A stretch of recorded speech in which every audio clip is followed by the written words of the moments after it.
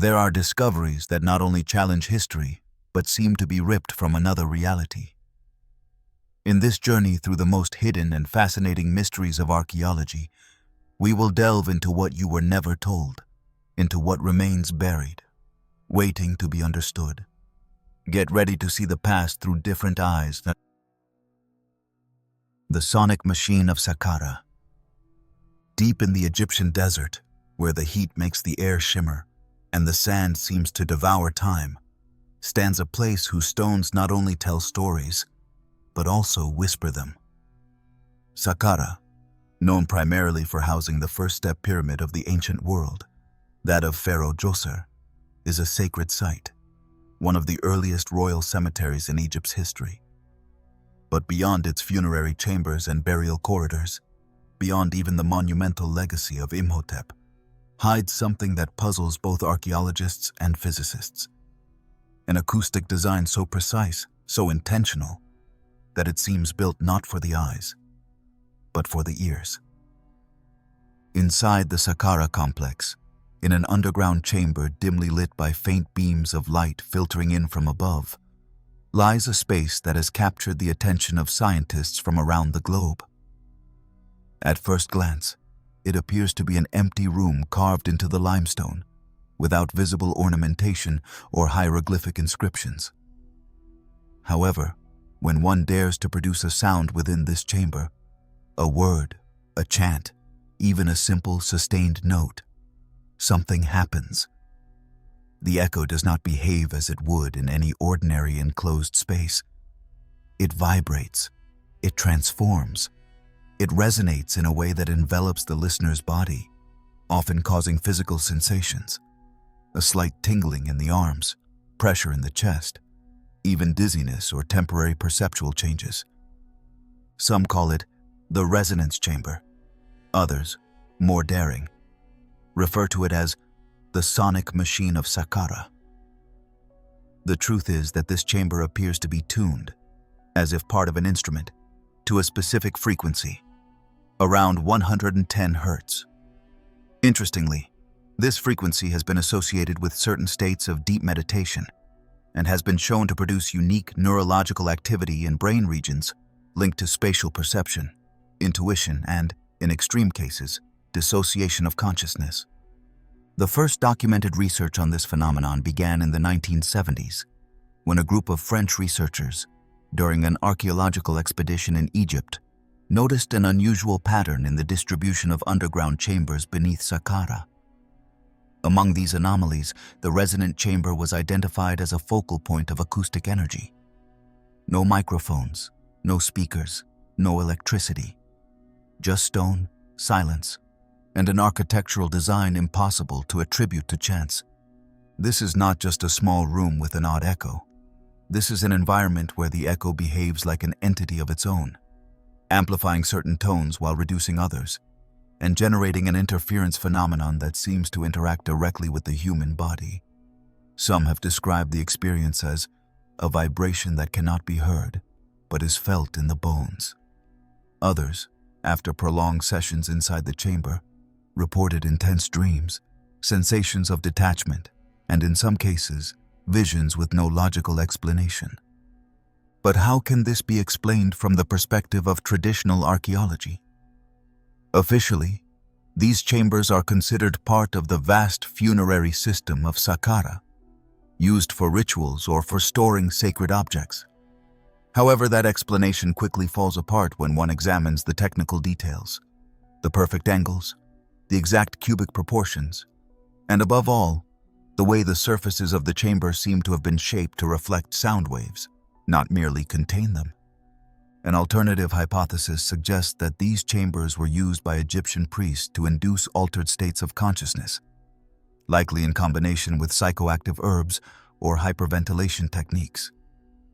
In this context, the resonance chamber would have functioned as a spiritual tool, a mental technology designed to connect initiates with higher planes of perception.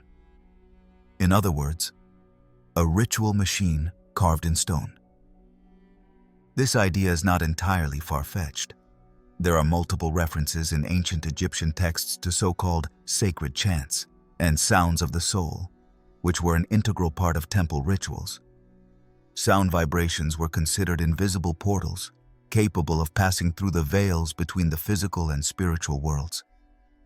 In many cases, priests used sustained chants, mantras, repeated for hours, accompanied by instruments such as the sistrum, which produced specific frequencies. And what if those sounds were not merely symbolic? What if they were designed to interact with a physical space that amplified their effects? The phenomenon of structural resonance is not exclusive to Egypt, but it is in Saqqara, where it seems to have reached an unprecedented level of sophistication for its time. Some modern acoustic architects have tried to replicate the chamber's effects using 3D models and similar materials, and they have come to an unsettling conclusion.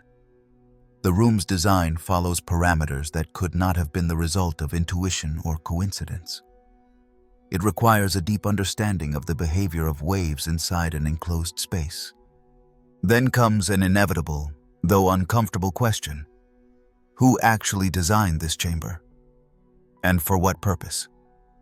One especially provocative theory suggests that the chamber may have been part of a much larger system.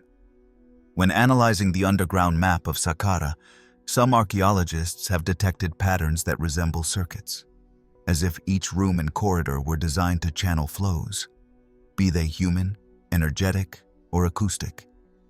In this scheme, the resonance chamber would be the vibrational core, the center from which the frequency originated and spread throughout the complex, affecting both the rituals and those who witnessed them. Although there are no written records directly explaining the chamber's purpose, there are indirect accounts. One of them, attributed to a fragmented text known as the Book of the Rites of the Heart, mentions a place where the voice of the spirit has no echo but multiplication, and that only the pure can endure without collapsing to the ground. Was this a poetic description of the Saqqara chamber? We do not know for sure, but the coincidence is hard to ignore, and the most fascinating part is that this chamber still exists. It is not sealed nor guarded. Some visitors, with the proper permission, have managed to enter it, experience its vibrations, and leave transformed. Not by what they saw, but by what they felt. Sound leaves no visible marks, but it can profoundly alter the one who hears it. In Saqqara, the past is not only seen, it is heard. While science attempts to find a functional explanation for the chamber, one that fits within the comfortable limits of known history, there are those who have already made a decision. They prefer to consider it a forgotten legacy of a civilization that understood things we are only beginning to suspect. A civilization that carved technology into stone and did not need screens, wires, or electricity to touch the human soul. The sonic machine of Saqqara remains there, silent but awake, waiting for someone to listen not just with their ears, but with their entire body. Because sometimes, the oldest truths are not written in ink or carved with a chisel. They are suspended in the air, vibrating at a frequency that only a few will recognize. The Psychoactive Tunnels of Chavin de Huantar. Deep in the Peruvian Andes, where the silence of the mountains seems to guard secrets from such ancient times that time itself appears to retreat, lies a place that escapes any conventional definition. Chavin de Huantar is not merely an archaeological site, nor a ruined temple. It is a threshold, a passageway to a form of understanding that has not reached us through books or chronicles, but has survived as a hidden echo beneath tons of stone, a whisper buried in corridors not made for sight, but for the invisible. There, underground lie tunnels that alter the way the environment is perceived, that manipulate sound, that change the mind of anyone who dares to go too far. These are passageways carved more than 2,000 years ago, by a culture that seemed to understand not only the human soul, but the mechanisms that allow inner doors to open without the use of words. For centuries, Chavin was little more than a name, a lost reference among colonial records and the oral traditions of highland peoples. Its modern rediscovery in the late 19th century revealed baffling architecture, But it was through 20th century research that something far more disturbing came to light. The temple was not meant only to be seen from the outside. It was designed to be experienced from within, as a complete sensory event, almost like a theater of the mystical, in which each corridor, every shift in level, every opening, is part of a larger mechanism whose goal is not just spiritual, but deeply neurological. The tunnels of Chavin, dark and narrow, were not built at random. Their design does not follow principles of efficiency or defense. As one walks through them, all sense of direction is lost, and instead of clarity, what grows is progressive disorientation, almost as if the very structure were alive and knew how to push the visitor into a state of confusion that, paradoxically, leads to a different form of awareness. The stones are placed with absolute precision. There are no superfluous decorations or distracting carvings. What exists is darkness, silence, and then sound. Sounds that do not come from the outside, but from within. Any whisper, any brushing sound, multiplies, deflects, returns distorted. The echoes do not follow normal rules. They bend, scatter, and sometimes seem to come from impossible directions, as if the walls were made to transform the human voice into something unknown. What is most unsettling is that these acoustic effects are not accidental. Researchers from various universities have studied the tunnels using modern equipment and have determined that certain frequencies, especially those produced by wind instruments like the pututu, a type of trumpet made from a seashell, resonate in a specific way within these galleries. The sound of the pututu is not only amplified, but becomes an enveloping, vibrating wave felt throughout the entire body. Those who have experienced this resonance live describe sensations ranging from vertigo to trance-like states. The Temple of Chavin did not speak, it sang, and it did so with the intention to transform. The most iconic element of the entire complex, the so-called monolithic lanzon, is located at the heart of this underground labyrinth. It is a stone sculpture more than 4 meters tall, carved with an anthropomorphic figure bearing feline, serpentine, and hallucinatory traits. The lanzon is not placed in an open ceremonial space, as an altar would be in other cultures. It is enclosed within a narrow gallery without natural light, at the end of a maze reached only after crossing multiple changes in level and direction. It cannot be easily circled. It can barely be seen from certain angles. It is as if it were meant to be felt rather than seen, as if its true purpose were more psychological than liturgical. The Chavin cult, of which this temple was the main center, seems to have been a religion of the sensory, of the psychophysical. Everything in its architecture suggests a deep understanding of how to induce altered states of consciousness through sensory stimuli, total darkness, repetitive sounds, disorienting labyrinths, sculptures with faces that seem to change shape depending on how they are viewed. Even the use of entheogenic plants is indirectly documented. Representations of the San Pedro flower, a cactus with high levels of mescaline, have been found in engravings and ceramics associated with this site. It is not hard to imagine that pilgrims who came to Chavin were prepared to undergo a process of ego dissolution, a symbolic death in the darkness of the labyrinth, followed by a kind of rebirth before the lanzon, the image of the divinity that sees everything, from all angles at once. The tunnels of Chavin, therefore, are not merely architectural, they are tools. They are part of a language that is not spoken with the mouth or heard with the ears. A vibratory language designed to reconfigure human perception, to allow the visitor to abandon the common world of forms and access another plane, one in which fang-toothed animals, spiral serpents, and hybrid deities were as real as the stone that held them. In that living twilight, the pilgrim ceased to be a passive observer and became part of the work itself, an actor within a script written in frequencies, geometry, and shadows. What is truly baffling is that, to this day, there is no definitive explanation for how a culture that flourished over 2 millennia before European contact could have had such a sophisticated understanding of architectural acoustics and their effects on the human mind. This is not simply a case of accumulated coincidences. It is a design that responds to a specific intention: to transform the consciousness of the individual, to transport them to a liminal state, to provoke an experience that could not be described in words, but that would forever change those who lived it.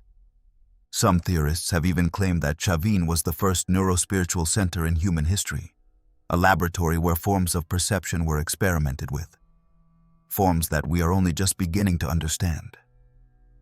Far from known religious dogmas, this cult did not preach with sermons, but through profound experiences shaped by the environment. The temple was not a place for prayer. It was a machine designed to dissolve the known. Today, visitors who walk through those passageways feel something that cannot be easily explained.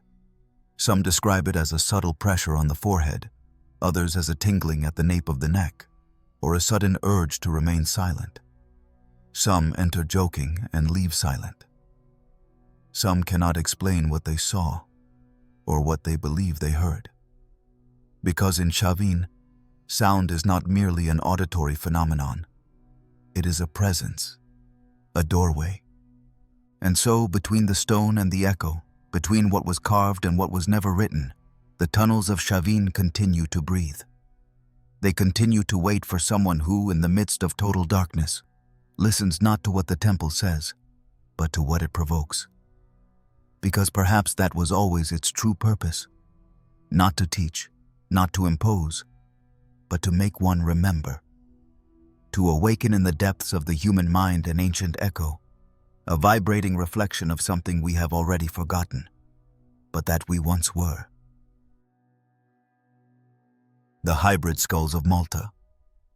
Amid the mists of the Mediterranean, on an archipelago that seems suspended between myth and geography, there exists a story almost no one knows, though it has always been there. Silent, hidden among museum halls, underground tunnels, and rumors that refuse to disappear. Malta, with its megalithic temples older than the pyramids of Egypt, holds a secret that defies both logic and the boundaries established by official science. Skeletal remains that do not fit within the known human evolutionary framework. Skulls with morphological characteristics so strange they seem to belong to another species, or an impossible crossbreed. At the beginning of the 20th century, during excavations in the Hal Saflieni Hypogeum, a subterranean temple dated to over 5,000 years ago, several human skulls were found, apparently deposited ceremonially in hidden chambers at various underground levels. The Hypogeum, declared a UNESCO World Heritage Site, is a marvel in itself, a sanctuary carved directly into solid rock, with astonishing precision and acoustics, composed of corridors, ritual chambers, and concealed altars. But the truly disturbing part came afterward, when archaeologists began studying the human remains found inside. Some of these skulls were unusual, not because of injuries or deformations caused by accidents or rituals, something documented in other cultures, but because of their anatomical proportions. They displayed an abnormal elongation at the back of the head, absence of the parietal suture, a trait not found in modern humans, and in some cases a cranial volume larger than average. Most unsettling of all, they were completely symmetrical and showed no signs of artificial modification, such as cranial deformation practices recorded in various pre-Columbian and African cultures. These skulls were not shaped. They were born that way. The authorities at the Archaeological Museum in Valletta preserved these remains for some time, and several independent researchers were able to study them, including European anatomists and forensic experts. Hypotheses were raised, reports exchanged, and although none dared to make definitive statements, all agreed on one point: these bone structures did not match any known pathological pattern. They were not humans with malformations. They were not isolated genetic anomalies. They were individuals who shared the same atypical morphology, as if they belonged to a human subspecies not officially recognized. The most unsettling part is that after a few decades, these skulls vanished, literally. Today, they are not listed in the museum's visible collections. Some were removed for conservation reasons. Others transferred to institutions that never confirmed receipt, and several more simply disappeared from the inventory without explanation. When journalists and documentaries have tried to investigate the matter, they are met with vague answers, a lack of official photographic records, and a clear discomfort from those responsible. As if, at some point, it was decided that it would be best to bury those remains a second time. And so the question arises, a question asked in non-academic circles with growing seriousness. Who were these beings? Did a population with physical traits different from ours coexist in prehistoric Malta, perhaps with another role in the social, spiritual, or even symbolic structure of the temple? The ancient inhabitants of Malta left few written records, but their temples and sculptures reveal a culture deeply centered on the feminine figure, on fertility, and on an intimate relationship with the underground. The figurines of the sleeping lady, also found in the hypogeum, depict robust, almost stylized female forms, lying in a fetal position or meditating, as if they belong to another kind of humanity, less interested in war or expansion and more focused on the interior of both body and earth. If these skulls are real, if what was found in Malta truly existed, then we are facing a possibility as fascinating as it is uncomfortable, that human history as we know it is only a part of a larger story, full of lost branches, forgotten lineages, and presences that may have been deliberately erased. Some suggest these beings may have been considered sacred, intermediaries between the physical and spiritual worlds, and were therefore buried in a place as singular as the hypogeum, a temple whose design suggests more a sensory experience than a traditional religious function. There, in the echoing gloom of its chambers, these hybrid skulls rested for millennia, as if waiting to be rediscovered at the right moment. The most disturbing aspect is not only their shape, but the context in which they were found. The hypogeum is built in such a way that its chambers generate a specific sonic resonance when certain sounds are made within them. Contemporary research has shown that the dominant frequency in the oracle chamber ranges between 95 and 120 Hz, a frequency that directly affects the autonomic nervous system. People exposed to these vibrations experience changes in heart rate, light trance states, and even hypnagogic visions. The correlation between this sonic architecture and the presence of anomalous skulls suggests that we are not dealing with a simple funerary temple, but a place designed to provoke a transformation of consciousness, an alteration of the senses, perhaps guided or overseen by these beings of different morphology. The mystery of the Maltese skulls is not confined to the physical realm. It also carries symbolic, cultural, even metaphysical implications. Because if these beings were different, if their biology escaped the patterns of modern humanity, then their minds might have been different too. Perhaps more sensitive to environmental frequencies, more receptive to the invisible. And if that is the case, if a caste, a species, a population with such qualities once existed, why did they disappear? Were they exterminated? Assimilated? Or did they leave of their own accord, knowing their time in this world had come to an end? Some alternative researchers even suggest that these skulls may be of non-terrestrial origin. The shape of their cavities, the encephalic volume, the perfect symmetry, all have fueled speculations about ancient contact, about visitors who left behind a genetic or spiritual seed in the Mediterranean before vanishing. Of course, such theories are met with skepticism by the academic world, but it is difficult to deny that the cover-up, the institutional silence, and the disappearance of the remains have done more to feed suspicion than to dispel it. Today, the hybrid skulls of Malta are part of a narrative told in hushed voices, at fringe conferences, in forums of alternative archaeology, but also in the dreams of those who feel that human history is merely a facade, barely torn. And although the display cases at the Valletta Museum exhibit many valuable artifacts, there is an invisible space, a palpable absence in its halls, a gap in the narrative that no one dares to point out. Meanwhile, the hypogeum remains. Beneath the modern city, beneath the footsteps of tourists and urban traffic, the temple still vibrates. The stones still hold the echo of ancient voices. And who knows? Perhaps in the darkness of its chambers, the memory still resonates of those who are not entirely human, but who left a silent imprint in the very marrow of mystery. An imprint that neither time, nor denial, nor forgetting has been able to erase. The sealed chamber of Tiahuanaco. There are places in the world where time seems to dissolve, where stone appears to have been carved by hands that left no trace, and the structures resist not only the passing of centuries, but also the weight of the enigmas surrounding them.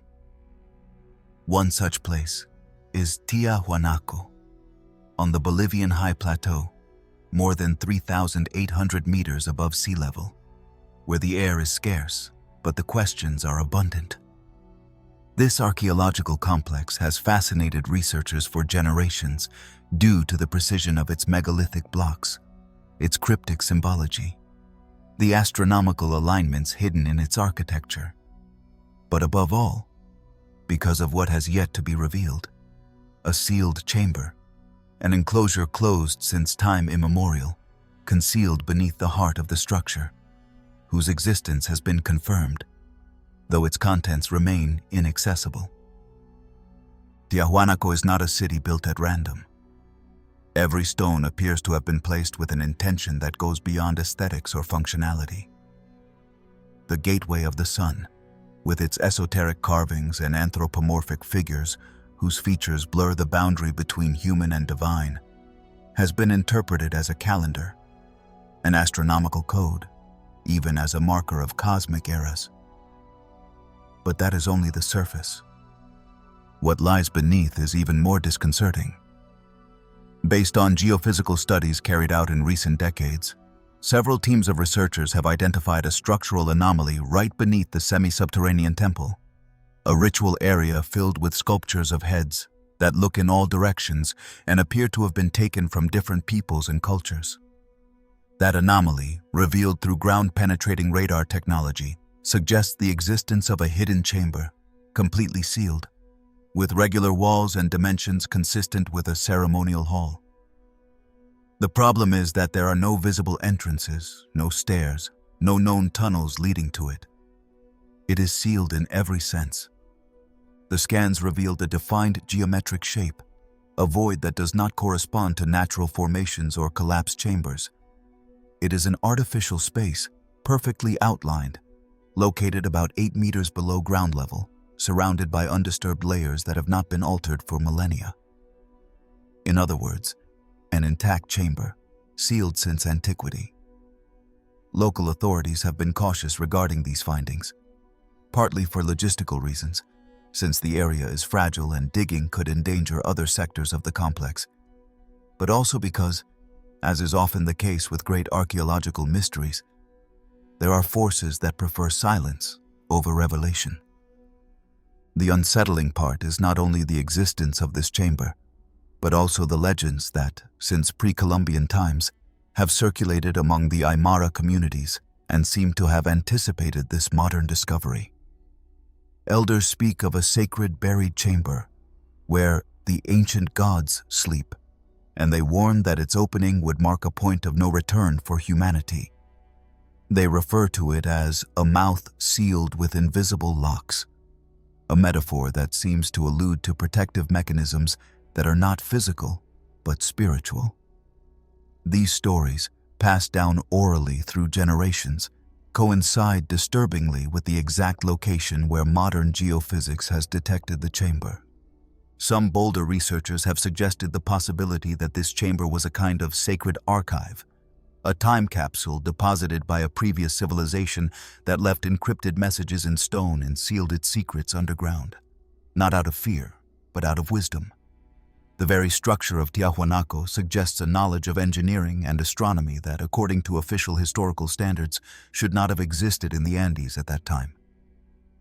The andesite blocks, cut with a precision that mimics modern saws, the impossible joints between stones weighing dozens of tons without mortar, the underground water channels that cross the complex as if they were part of a ceremonial hydraulic circuit. All of this indicates that the builders knew something we have forgotten today. And what if the sealed chamber is the core of that knowledge? What if, beneath tons of stone and silence, a form of wisdom is kept that transcends culture and touches on the metaphysical? Some believe that within it there are no material treasures, but rather ritual devices, symbolic objects, perhaps even representations of the universe according to a forgotten logic. Some ancient texts by Spanish chroniclers refer to golden objects that sang or that trembled when touched, relics that, according to the indigenous people, should not be seen by profane eyes. These references may have been exaggerations, misinterpretations, or simply inventions, but it is also possible that they refer to artifacts that were once there, or that are still waiting, buried. Archaeologists working in the area do not rule out the possibility that the chamber contains mummies, ritual remains, perhaps records in a symbolic language still unknown to us. However, the most captivating part of this story is that everything we know comes from scans, from abstract measurements, from signs. No one has gone down. No one has entered. No one has seen with their own eyes what lies inside. And that makes this chamber a kind of unfulfilled promise, a closed door that suggests more than it reveals. In a world obsessed with empirical evidence and immediate knowledge, the chamber of Tiahuanaco represents the endurance of mystery. Its mere existence reminds us that there are still secrets buried, silences that contain answers, or new questions. The current dilemma is deeply human. To know that something exists and not be able to touch it.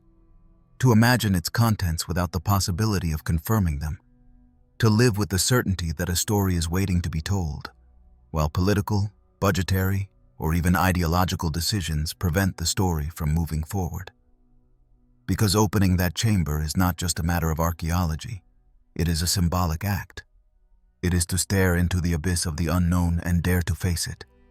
And so, while the stones of Tiahuanaco continue to resist the passage of centuries, while the winds of the high plateau slowly erode the edges of the visible, underground, in the deepest core of the complex, a chamber remains sealed, closed not only by rock and soil, but by the weight of its own mystery. Waiting, always waiting. Because there are truths that cannot be forced, that only reveal themselves when the world is ready to receive them. And perhaps that is the key to everything, that the oldest secrets are not hidden out of fear, but out of wisdom. Because it is not time that decides when chambers must be opened. It is consciousness. The woman in the Tisul sarcophagus. In the vast and frigid territories of Siberia, where the taiga stretches like a motionless ocean of trees and the wind seems to carry ancient memories between the snowflakes, there are stories that rise from the earth with the same strength with which they disappear into silence. One such story emerged in the Kemerovo region in 1969 when a group of workers, in the midst of excavating a coal mine near the town of Rasavchik Tisulski, found what appeared to be a large stone box, perfectly sealed, about 20 meters underground. What happened next has been told in whispers, replicated in contradictory versions, and buried, just as so often happens in these cases, under a dense shroud of censorship, skepticism, and fear. The box, according to witnesses, was brought to the surface with the help of an industrial crane. It was smooth, without any visible inscriptions, pinkish in tone like marble, and sealed with a lid that seemed fused, not assembled. Those who observed it closely claimed it did not look like a common tomb or a natural geological formation. It was something else, something crafted using a technique none of them could comprehend. After several attempts, they managed to open it, and what they saw inside triggered a chain of events that is remembered to this day with a mixture of awe and terror. Inside the sarcophagus was a woman. Her skin was pale, almost translucent, and her chestnut wavy hair lay spread out as if she had just lain down to sleep. She wore a silvery blue tunic that did not match any known historical period, and was submerged in a thick, crystalline liquid that appeared to have preserved her body with a perfection that defied biological logic. There were no signs of decomposition. There was no foul odor. There were no traces of death. It was as if she were suspended in time, in a state of preservation that made her seem alive. Some of those present claimed that her cheeks still bore a blush, and that her eyes, though closed, had not lost their volume or the natural tension of the eyelids. It was an impossible image, a perfectly preserved body inside a sealed sarcophagus, 20 meters below the surface, in a region where archaeology had never reported anything similar. Just hours after the discovery, the site was cordoned off by Soviet authorities.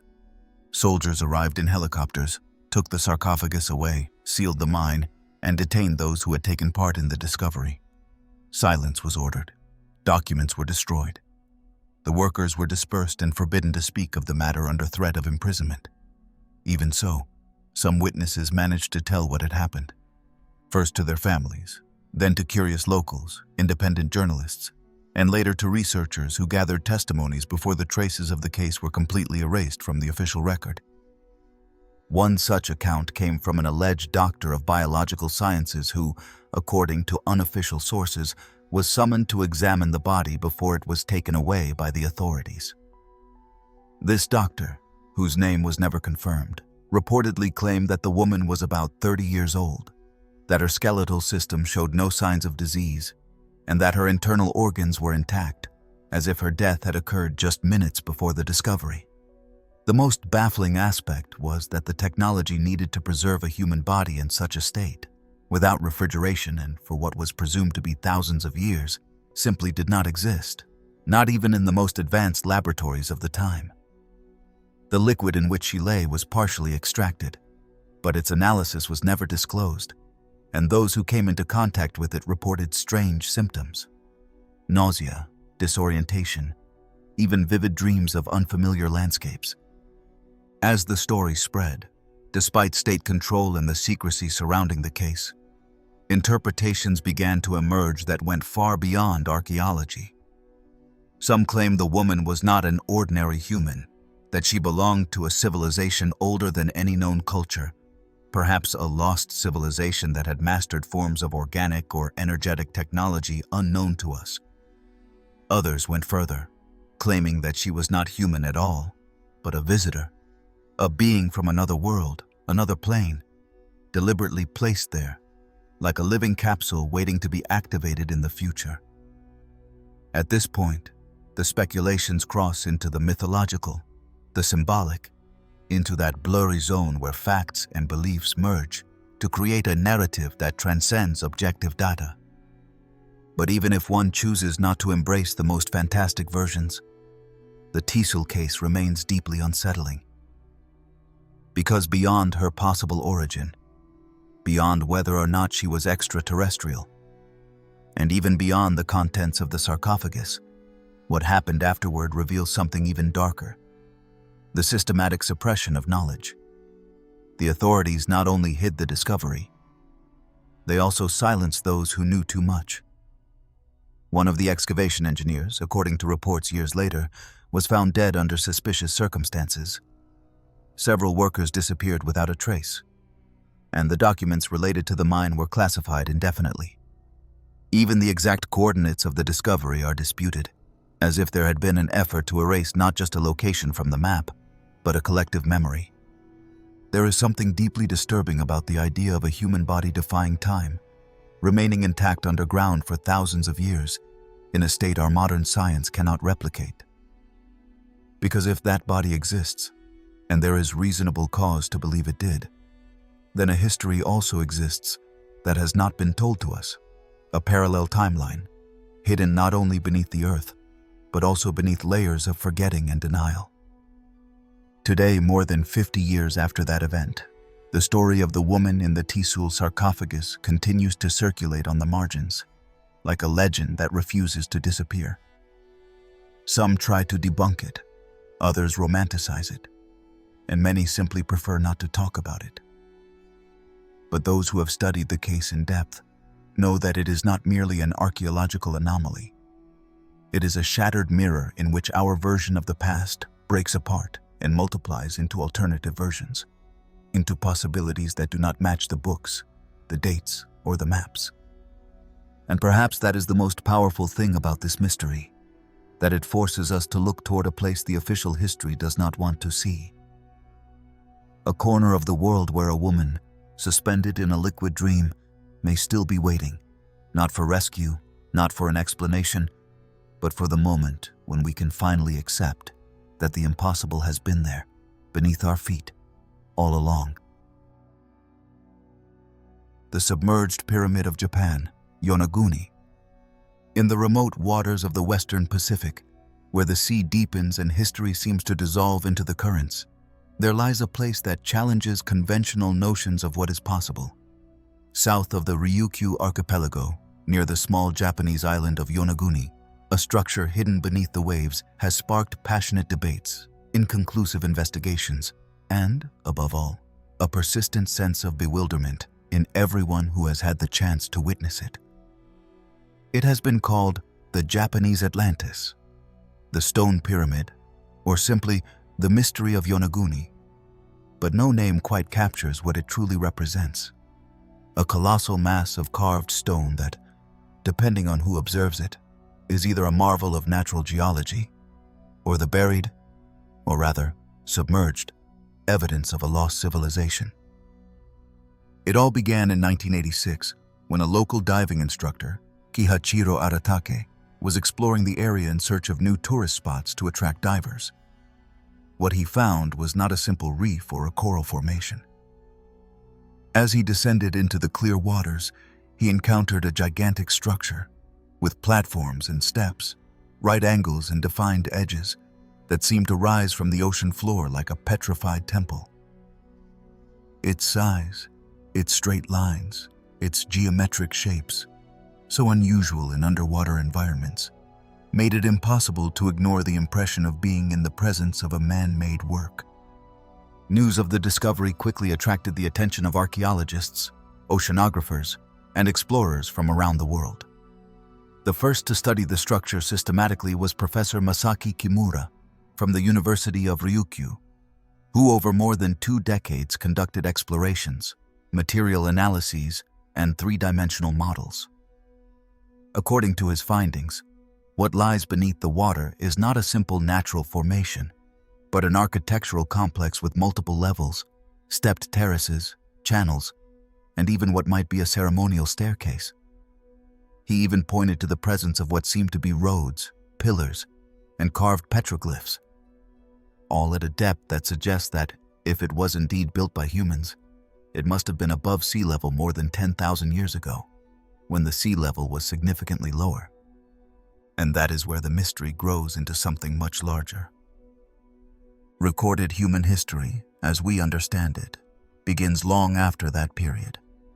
The first cities, the first forms of writing, the earliest traces of complex social organization, all of that appears thousands of years later. If what lies in Yonaguni was truly constructed by human hands, then we are facing a temporal anomaly of enormous proportions. A piece that does not fit into the chronological puzzle of our civilization. We would be talking about an advanced culture capable of moving enormous stone blocks, planning monumental works, and leaving behind architectural traces that have withstood the passage of time and the force of the sea. During an era when, according to history books, human beings still wandered in small tribal groups with no technology capable of such feats. Skeptical voices, of course, were quick to appear. Many geologists have insisted that it is a natural formation caused by erosion and the fracturing of sandstone layers, which under certain conditions can create geometric shapes that appear artificial. This explanation, however, does not satisfy everyone. Some divers have documented what seem to be symbols engraved in the stone, patterns not easily explained by geological processes.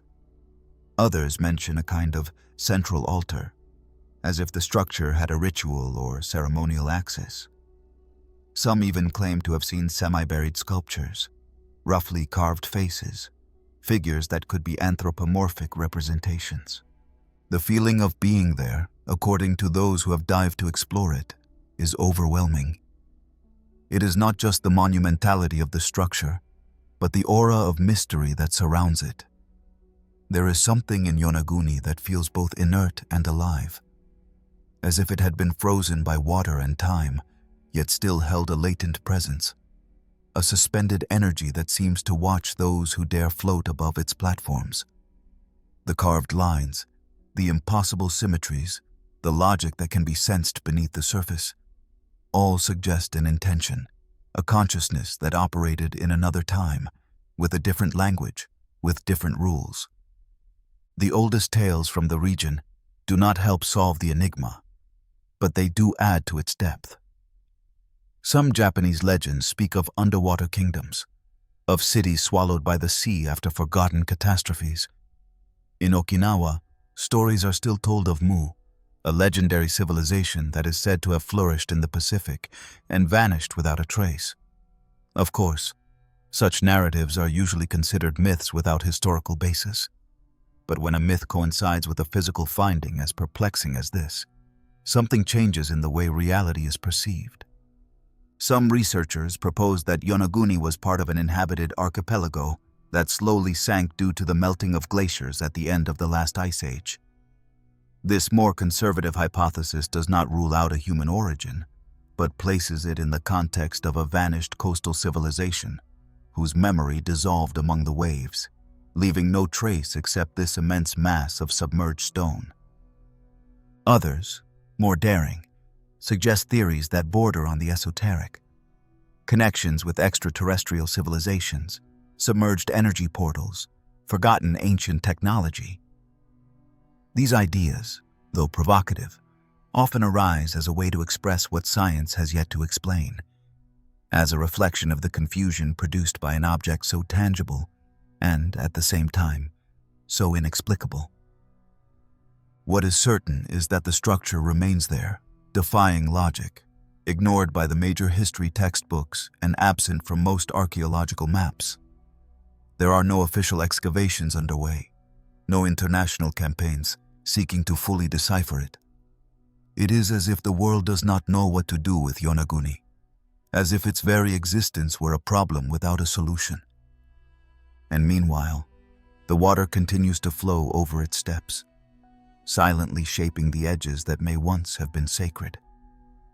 Fish swim through its passages, unaware that they are gliding between potential temples. Corals cling to what could be walls or columns, and the mystery remains, untouched, as if waiting for something. Perhaps not an answer, but simply for us to look again, to listen to what the stone wants to tell us, without prejudice, without haste, with the humility of those who accept that some things exist before they are understood. Yonaguni does not need to be on the surface to speak. From the bottom of the sea, its silence says much more than any theory, and perhaps that is its deepest message, that there are truths that do not float. They sink with dignity to survive time, and they wait patiently until human consciousness is ready to dive beyond the obvious. The Giants of Lovelock. In the vast stretches of the Nevada desert, where the arid hills seem to hide more than they reveal and the wind carries centuries of dust and legend, there is a story that has withstood the passage of time like a splinter stuck in the official narrative. It concerns a discovery that, if fully recognized, would demand a reconfiguration of much of what we believe about the prehistory of North America. It all began in a remote, dry, and seemingly insignificant place. Lovelock Cave, a rocky shelter at the foot of a hill beside the ancient bed of Humboldt Lake, where some of the most forgotten and perhaps most disturbing pages of American archaeology have been written. In 1911, two workers searching for guano, a type of bat excrement used as fertilizer and gunpowder, entered the cave looking for this organic material, unaware that what they would find buried beneath layers of earth and sediment would turn their day into the threshold of a mystery that remains unresolved. As they removed the guano, human remains, ancient objects, braided fibers, enormous sandals began to appear, along with rumors of skeletons of unusual proportions. According to reports from that time, some of those bones measured much larger than those of an average adult, and even testimonies arose speaking of human mummies reaching 3 meters in height, with skulls of great cranial capacity and prominent jaws. Those initial discoveries were transferred to the Nevada State Museum, where some objects were documented and preserved. However, over the years, many remains disappeared, were ambiguously catalogued, or simply were no longer mentioned. Part of this silence can be explained by the conflict these findings created with the dominant anthropological narrative, which does not recognize the existence of giant races in recent times, nor within the archaeological records of the American continent. And yet, the pieces remain there. Sandals 30 centimeters long, skeletal remains of exceptional size, spear points and oversized tools, buried alongside remains of more conventional civilizations. But beyond the bones and objects, what makes this case especially fascinating is its convergence with oral tradition. Because the Paiute indigenous people, ancestral inhabitants of that region, preserve a story passed down through generations that seems to match with eerie precision what was discovered at Lovelock. According to their accounts, in ancient times there existed a race of red-haired giants, whom they called the Siteka. These beings, tall, strong, and aggressive, lived in constant conflict with the local tribes. They were described as cannibals and raiders, disconnected from communal life and feared by all.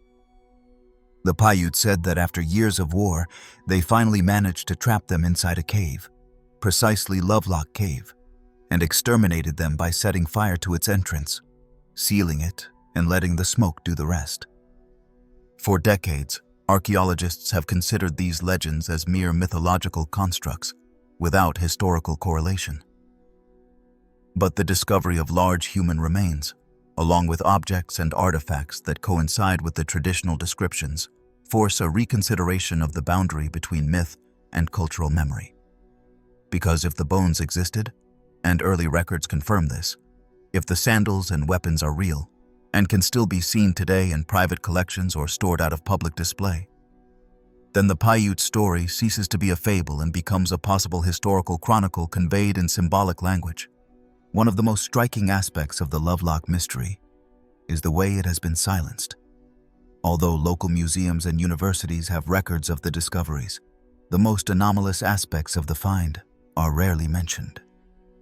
The enormous proportions of some remains are not discussed. The connection between the findings and the indigenous oral tradition is not explored. And of course, no critical reevaluation of the chronology and biological diversity of ancient American populations is promoted. It is as if speaking of giants were an academic taboo, a reputational risk no one wants to take, even when the evidence suggests something extraordinary happened there. In the years following the initial discovery, several independent researchers and alternative writers have tried to rescue this story, interviewing descendants of the original workers, reviewing forgotten photographic records, and locating artifacts that still survive outside the official circuit. In some cases, they documented bones that clearly exceeded the normal size of the human skeleton, including femurs, jaws, and ribs of exceptional dimensions. However, the lack of conclusive evidence, combined with institutional disinterest, has turned Lovelock into a kind of modern myth, present on the margins, suggestive, unsettling, but systematically ignored. And yet, something persists, perhaps because the details are too numerous to be dismissed, because the fire at the cave's entrance left traces, because the accounts coincide, because there are too many pieces that, even in the absence of an official narrative, build a coherent and deeply disturbing picture. A picture of a different past, where human forms coexisted that we do not recognize today, perhaps out of fear, perhaps for convenience, perhaps because accepting their existence would mean opening a door to the unknown. What Lovelock ultimately raises is not only the possibility of an extinct race of giants, but the fragility of our historical understanding. It reminds us that the past is not firm ground, but a fragile surface that can give way at any moment if an unexpected discovery, a sealed tomb, a forgotten skeleton, a forbidden story, decides to resurface. And it shows us how the power of oral tradition, so often dismissed by academia, can hold truths that surpass even physical evidence. Today, Lovelock Cave still stands. It can be visited, although it has been altered by guano extraction and human interventions. The entrance no longer has the primitive appearance it would have had when, according to the Paiute, it was used as a deadly trap to imprison the giants. But the energy of the place remains. Some say they feel a strange weight upon entering, a density in the air that cannot be explained by the natural environment. Others speak of non-human echoes, a kind of ancient resonance that activates only for those who know how to listen. Whatever the truth may be, the fact is that the story of Lovelock has not died. It resists disappearance. It speaks through cracks, through hidden bones, through voices that were not heard. It is a story that walks with long steps along the border between the real and the legendary. A colossal shadow cast over our view of the past, like a giant who has not yet been recognized, but who has already left his mark. An indelible mark, etched in stone, fire, and silence. The Faces of Ain Ghazal. On a dusty hill at the edge of Amman, the capital of Jordan, lay, beneath layers of earth and oblivion, one of the most puzzling Neolithic discoveries. Ain Ghazal, an ancient village that in its time was one of the largest human settlements in the world, now appears as a place that does not catch the eye at first glance. Its surface is dotted with remains of circular dwellings, collapsed mud walls, and ceramic fragments crumbled by time. But it was in that apparent archaeological chaos that, in the 1980s, routine excavations uncovered something that exceeded all expectations. Life-sized human figures modeled in plaster, with eyes open as if looking beyond the visible, with a magnetism that unsettles even those accustomed to seeing ancient artifacts. The statues of Ain Ghazal are not ordinary idols. They have faces that seem human, but something in their expression escapes normality. They are disturbingly symmetrical, stripped of ornamentation, with bodies that in many cases end abruptly at the legs or even halfway through the torso. Their arms, when present, are folded in gestures that recall poses of withdrawal or contemplation. But what impacts the most is their gaze. Those eyes, made of bitumen and embedded shells, do not seem to represent the human as we know it. They are eyes that pierce whoever looks at them, suggesting an intention, as if they were there not to be seen, but to see us. Some of these figures measure more than 1 meter tall, which is already exceptional for the era. They are made with a mixture of lime and plaster molded over a core of reeds or rushes, a technique demonstrating a surprising degree of planning and technical knowledge for such an ancient agricultural culture. They have been dated to around 7,500 years before our era, making them older than the Egyptian pyramids, the Mesopotamian ziggurats, and any known large-scale sculpture of that time. But their rarity lies not only in their age, but in their message. These statues were not placed outdoors or on altars. They were buried. Each one was carefully deposited beneath the floors of dwellings, wrapped in a kind of ritual farewell that involved partially destroying them and covering them with layers of earth, lime, and ash. The act of creating these figures seemed inseparably linked to the act of hiding them. They were not objects of everyday worship, but bearers of something that had to be sealed, preserved beneath the surface, perhaps for future generations, or maybe as an attempt to close a door that should never have been opened. One of the most difficult questions to answer is what exactly they represent. The prevailing theory in academic circles holds that they are ancestors, revered figures that fulfilled a spiritual function within the community. But even within that hypothesis, doubts remain. Because these figures have no age, there are no clear distinctions of sex. Their bodily ambiguity seems deliberate, as if seeking to represent an archetype rather than an individual. They are not portraits, they are presences. Entities whose design does not seem intended to please or impress, but to communicate something deeper, something language could not reach. In some more speculative circles, the possibility has been raised that these statues were not simply symbolic, but represented another type of being, one that coexisted with humans, or was perceived in altered states of consciousness, induced by rituals or plant substances. This line of thought finds echoes in the shamanic art of other cultures, where disproportionate faces, figures with giant eyes, and trance postures are common. In that context, the statues of Ain Ghazal could be representations of entities seen during mystical experiences, guardians of inner portals, presences that manifested when the body was suspended and the soul traveled. What is undeniable is that these figures alter the perception of time and human development. Because the Neolithic, for most people, is barely a moment of transition between nomadic hunting and sedentary farming, a time without great constructions or refined art. But Ain Ghazal forces us to rethink that idea. It tells us of a society that not only cultivated the land and raised animals, but thought about the beyond, about eternity, about the representation of the invisible. That took plaster, heated it, molded it with careful hands, and shaped a face that still speaks to us 8,000 years later. A society that, amidst aridity and material simplicity, found space for symbolic complexity. The most unsettling thing, however, is that we do not know why they stopped doing it. The figures appeared in different stratigraphic layers, indicating they were created over a long period. But at some point, abruptly, they stopped appearing. The village was partially abandoned, and the following generations no longer continued that sculptural tradition. Was it a conscious decision?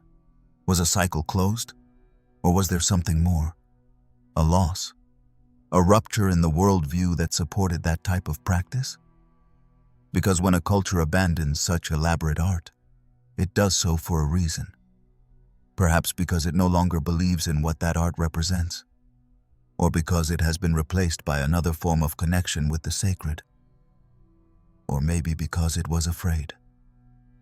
Today, the statues of Ain Ghazal are preserved in museums in Jordan and other countries, protected in illuminated display cases where their eyes no longer look through the darkness, but still generate that unsettling feeling of being watched. They do not look like prehistoric art. They do not look like fetishes. They do not look like idols. They look like messages encapsulated in plaster, sent from a time we still do not fully understand. A time when humans not only sought to survive, but to understand their place in a universe they sensed to be much vaster than their immediate surroundings. And perhaps that is the true legacy of Ain Ghazal. To remind us that there was a time when humans looked inward with the same intensity with which they observed the sky, carving their visions not to decorate, but to keep them alive, to fix them in the material world before they faded. A time when faces were not used to identify ourselves among each other, but to connect with the other, with what transcends us. The faces of Ain Ghazal remain there, intact beneath the dust of millennia. Their enigma still adhered to the plaster hardened by time. And while archaeologists continue digging, classifying, debating theories, they remain silent, with their fixed expression and open eyes, watching, always watching, as if they knew that, sooner or later, we will understand what they tried to say. The buried labyrinth in Hawara. There are places where history seems to have been deliberately forgotten, as if someone, or something, had decided to cast a veil over structures that are too imposing, too complex, too revealing. In Egypt, a country where every square centimeter of land seems to hide a fragment of the past, there is a site that is not studied with the same fervor as the pyramids of Giza or the temples of Luxor, yet it might contain one of the most monumental architectural works of antiquity. I am referring to Hawara, a region located south of Cairo, next to the extinct Lake Moeris, where, according to the oldest chronicles, there once stood a structure that dwarfed all other constructions of the ancient world in scale, complexity, and mystery.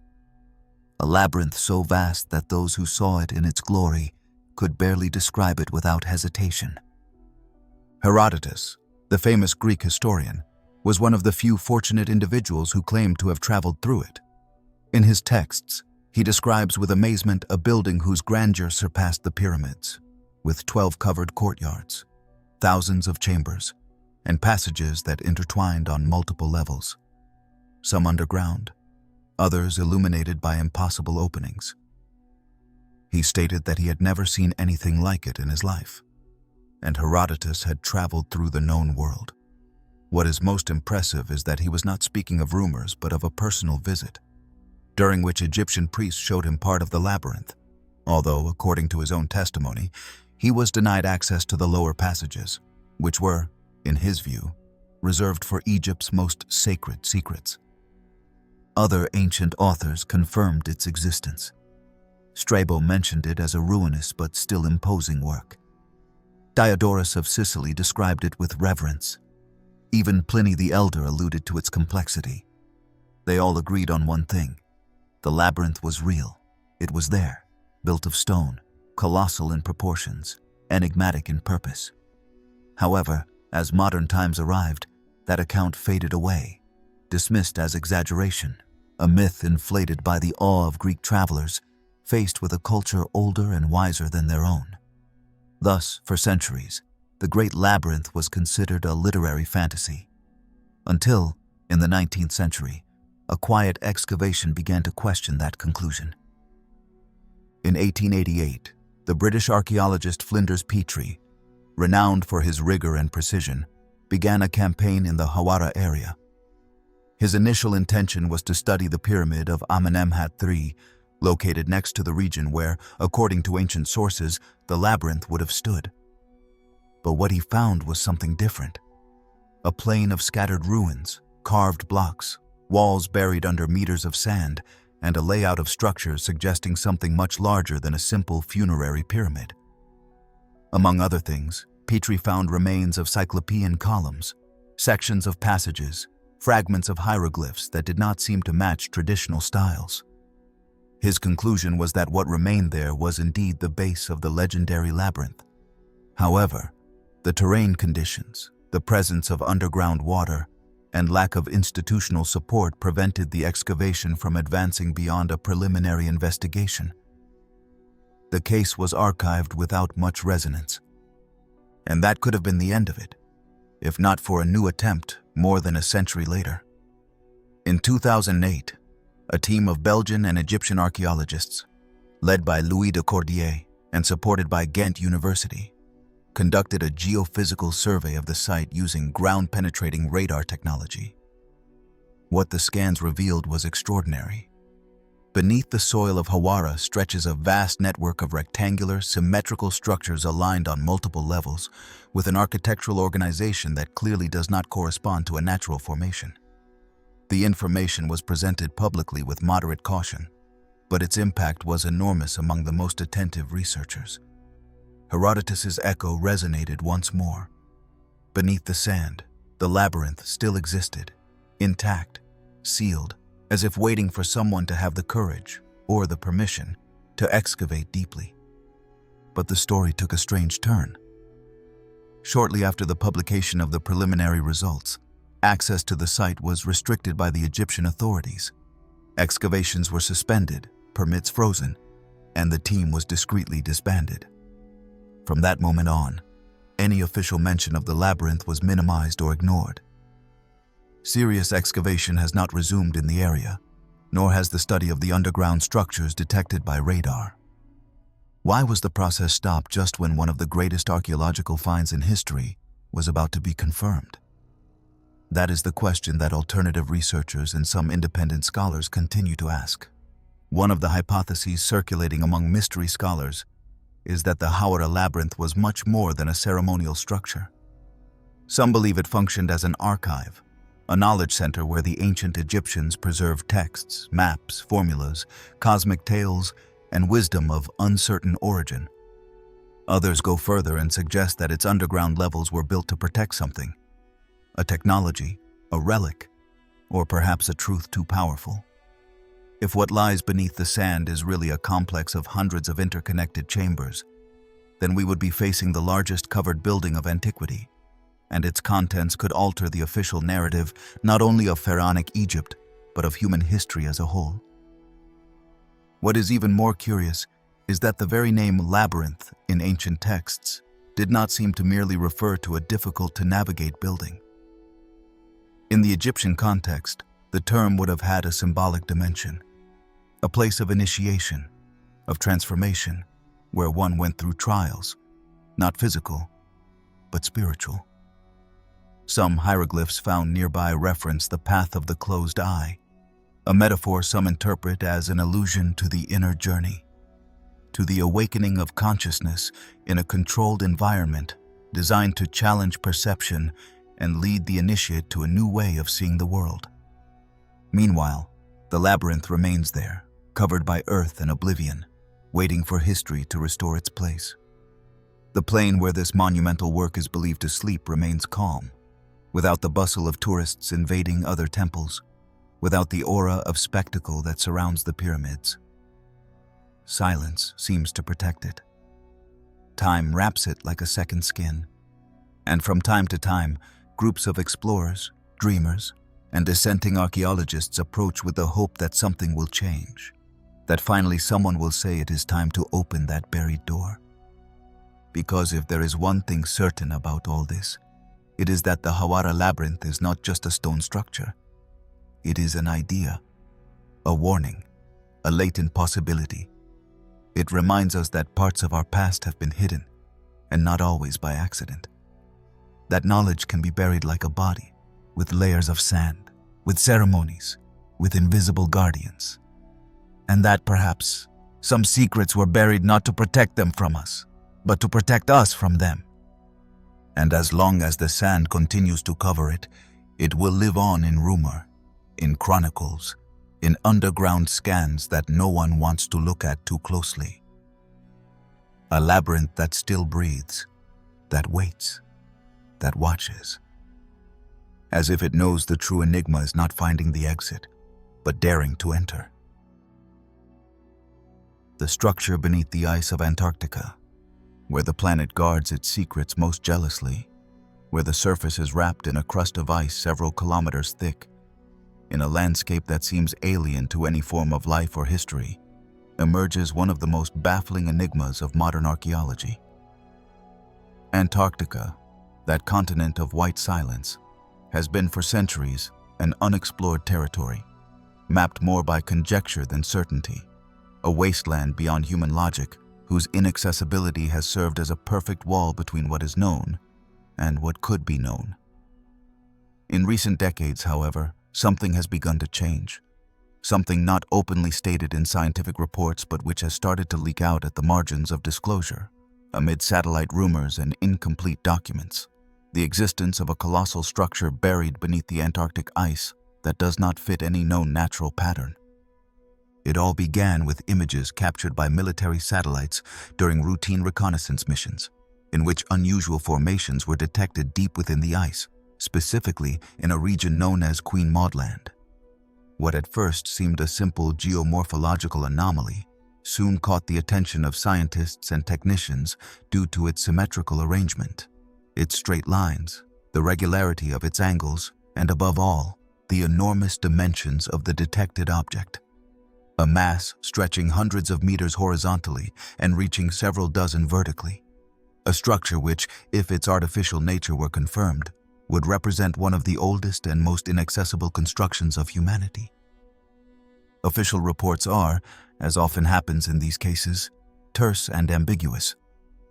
The involved space agencies acknowledged the existence of subglacial anomalies, but avoided any qualification about their origin or nature. In parallel, leaks from more technical sectors began to speak of ice-penetrating radar scans, revealing internal chambers, passages, and even large domes buried beneath millennia-old ice layers. The data was quickly classified, and all attempts to delve deeper into the discovery were absorbed by the airtight veil of international security. It is impossible to separate this phenomenon from the geopolitical context surrounding Antarctica. Although the Antarctic Treaty, signed in 1959, establishes that the continent is a zone for free scientific research without territorial claims, the truth is that multiple powers maintain stations there, some with covert military capabilities. Civilian flights are strictly regulated, and access routes are under constant surveillance. Any research involving deep excavation or underground exploration requires approvals that, in practice, are rarely granted. This level of control raises an unavoidable question. If down there is only ice and rock, why so much secrecy? The hypothesis that beneath the Antarctic ice there is an artificial structure is not new, although satellite evidence has given it unprecedented support. Throughout the 20th century, various alternative researchers pointed out that ancient maps, such as the famous Piri Reis map, show the Antarctic coast free of ice with astonishing precision, which would indicate that some civilization had cartographic knowledge of the region thousands of years before its supposed discovery. These claims were discredited by official historians, but never fully explained. Who could have drawn a map of a continent invisible to human eyes until the modern era? How could anyone have known what lies beneath an ice thickness that has not melted in over 10,000 years? And here is where the mystery becomes even deeper. Some scientists specializing in glaciology have proposed that certain regions of Antarctica may have been ice-free at times far earlier than conventional chronology holds.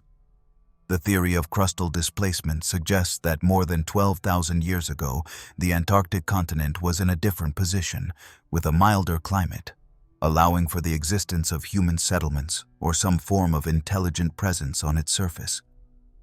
If this hypothesis is correct, the idea of a structure submerged under the ice is not far-fetched, but rather buried evidence of a civilization that flourished in a world before ours. Some bolder leaks have claimed that undocumented military expeditions reached the area of the anomaly with equipment designed to drill through the ice and access the structure. They speak of artificial tunnels, passages with walls as smooth as glass, symbols engraved in unrecognizable languages, chambers whose contents were not disclosed. These versions, of course, lack official confirmation, but their narrative consistency and the coincidence of details among different informants suggests something more than mere conspiracy fantasy. Sometimes, too much silence says more than an explicit denial. Theories about what that structure might contain range from archaeological to esoteric. Some imagine an ancient library, a stone archive with the records of a lost humanity. Others talk of non-human technology, buried there by accident or deliberate purpose. There are those who maintain it is an extraterrestrial time capsule, deposited as a warning or legacy. And of course, there are those who believe that inside hides a being, an artifact, or an energy we do not yet understand, but whose awakening could alter the balance of the world as we know it. The fact is, we do not know. And it is precisely this uncertainty that makes this mystery one of the most fascinating of our time. Because we are not talking about legends passed down orally, nor ambiguous texts, nor ancient remains found underground. We are talking about a real structure detected with modern technology, in an inaccessible place, that by its scale and arrangement does not fit any accepted geological explanation. A tangible anomaly, visible from space, but one we are not allowed to approach. Antarctica is a sealed continent, not only by ice, but by the decisions of those who control access to knowledge. Scientific stations, aerial surveillance, information censorship, all form part of an invisible wall preventing most from even imagining what lies beneath the surface. And meanwhile, that structure remains there, in the glacial gloom, silent, intact, like an unmoving witness of a time we have forgotten, or one about which we were perhaps never told the truth. Sometimes the deepest mysteries are not in ruins covered by sand, nor in codices in dead languages, nor in temples forgotten by tourism. Sometimes they are where we cannot dig, where we cannot walk, where the cold freezes everything, even memory. And perhaps that is why this enigma unsettles us so much. Because beneath the Antarctic ice there may lie not only an impossible structure, there could sleep there a buried fragment of who we were before becoming what we today believe ourselves to be. A presence stopped in time, waiting for someone, at some moment, to dare to break the ice of oblivion. The Obelisk of Hell in Aswan. In a corner scorched by the sun of Upper Egypt, where the granite rocks rise from the desert like bones of an ancient land, lies one of the most puzzling pieces of ancient engineering, a colossal work that was never completed, as if its mere existence defied the laws of balance, weight, or reason. I am referring to the unfinished Obelisk of Aswan, a monolithic mass that has rested since ancient times, lying on its granite bed like a beast asleep in the quarry where it was born. At first glance, it might seem like a carved rock left abandoned, but when you explore it with your eyes, or better yet, with your body, you immediately understand that this is not a simple failed attempt. This is an act of technical arrogance so monumental, so out of scale, that it seems born from obsession, or from a purpose we have yet to decipher. Had the obelisk been completed, it would have been the largest ever erected in human history. Its size is simply overwhelming, almost 42 meters long and an estimated weight of 1,200 tons, a figure that even with our modern technology is intimidating. No current crane, no conventional land transport system would be capable of moving such a volume of rock without exhaustive planning, specialized machinery, and a logistical deployment of almost military proportions. And yet, in the 16th century before our era, someone decided that this feat was not only possible but necessary. The walls of the pink granite quarry in Aswan still bear the marks of the tools used, fine, precise grooves showing advanced technique, executed with perseverance and knowledge. The workers of ancient Egypt, armed with dolerite balls, a stone harder than granite, struck incessantly at the surface to shape the desired form. But in this case, something happened. A crack, subtle at first and then relentless, ran through the body of the obelisk like a petrified lightning bolt. The block fractured, and with it, the dream of erecting the most enormous monument of the Nile was broken. That is at least the official story. The obelisk was abandoned because it cracked, losing its structural integrity. But just standing for a few minutes before that unfinished structure raises doubts that go beyond the physical fracture. Because one wonders, why attempt such madness? What was the need to carve a monolith of more than 1,000 tons when previous obelisks, many of which still stand, were significantly smaller, and yet just as majestic? Why did no one try to replicate such an undertaking in the following centuries? And why has the exact site where it lies, the open quarry, been avoided for centuries, as if its energy were charged with something beyond history?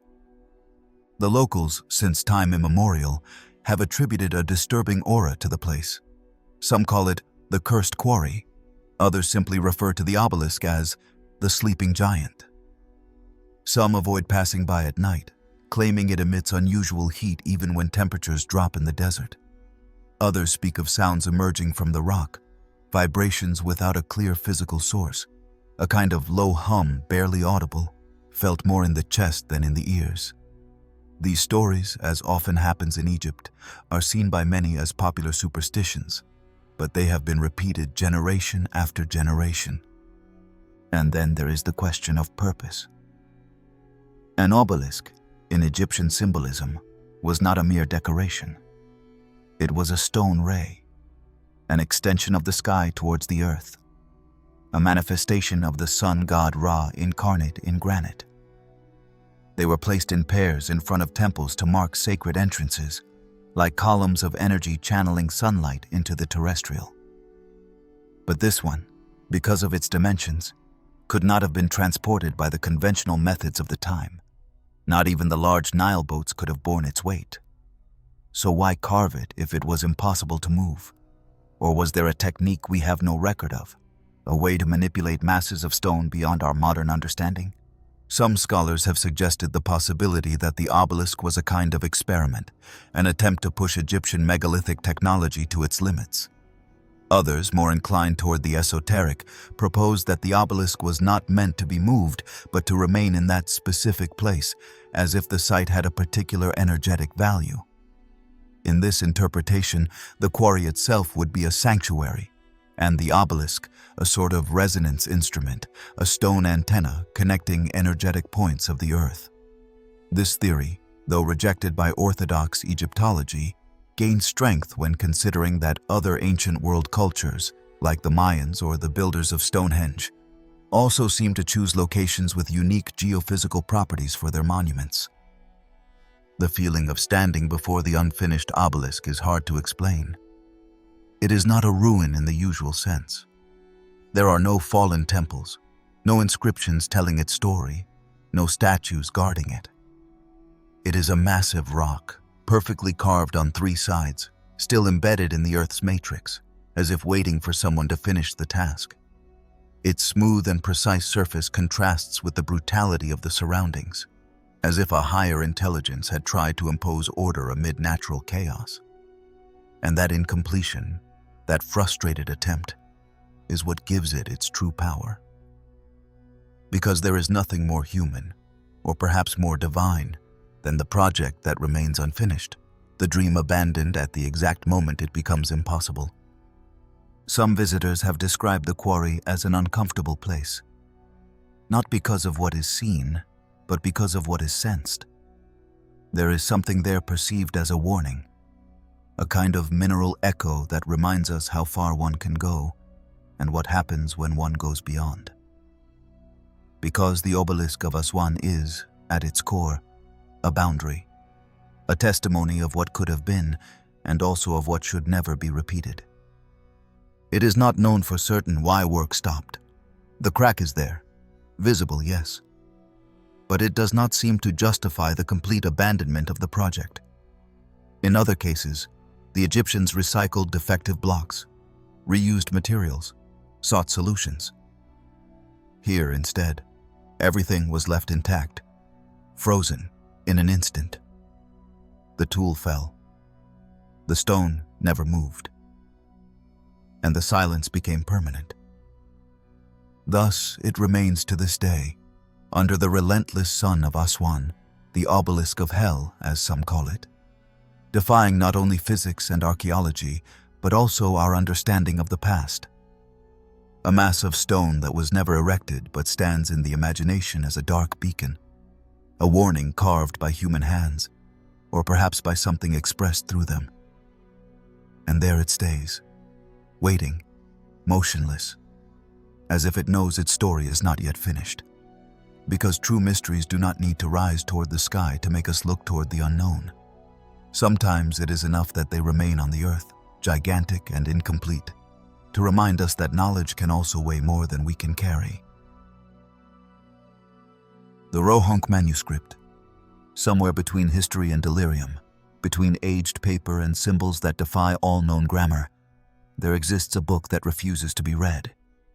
A work that has resisted all the tools of modern knowledge and whose very existence challenges the linear logic of the past. I am referring to the Rohonc Manuscript, one of the most enigmatic pieces of historical cryptography, a volume whose content remains to this day a complete mystery. Not for lack of attempts, nor academic negligence, but because what lies within its pages simply does not fit into any linguistic, religious, or literary structure we have known so far. The manuscript takes its name from the Hungarian town of Rohonc, now known as Recknitz, where it appeared at the beginning of the 19th century among papers donated by a local nobleman to the Hungarian Academy of Sciences. Since then, its fate has been shrouded in a haze of speculation, controversy, and perhaps most unsettlingly, a growing silence that seems to have settled around it like a layer of intellectual dust. The volume contains 448 handwritten pages, decorated with more than 200 illustrations of religious, military, and symbolic themes, written in a system of characters that do not correspond to any known alphabet. What makes the manuscript especially baffling is not only that its writing is illegible, but that its symbols, more than 700 distinct signs, have no clear relation to any European, Asian, or Semitic language, which raises a question that has remained unanswered for almost 2 centuries. Who wrote this, and for what purpose? Since the first serious analysis of the manuscript, attempts to decipher it have produced more frustration than clarity. One of the most perplexing aspects is the regularity with which the symbols appear. They do not seem to be mere doodles or a simulated writing done at random. There are patterns of repetition. There are structures. There is an implicit syntax that suggests a language with internal rules. But at the same time, any attempt at literal translation ends in absurdity. More than a dozen candidate languages have been proposed, from ancient Hungarian, Dacian, Etruscan, to Sanskrit and medieval Latin. None have managed to unravel more than disconnected phrases, arbitrary combinations, or passages that sound plausible until they collapse under the weight of contradiction.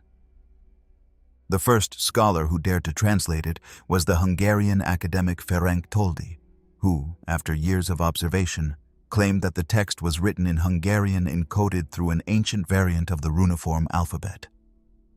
However, his results were immediately questioned, as the translations were forced, full of gaps, and in many cases relied more on intuition than on comparative linguistics.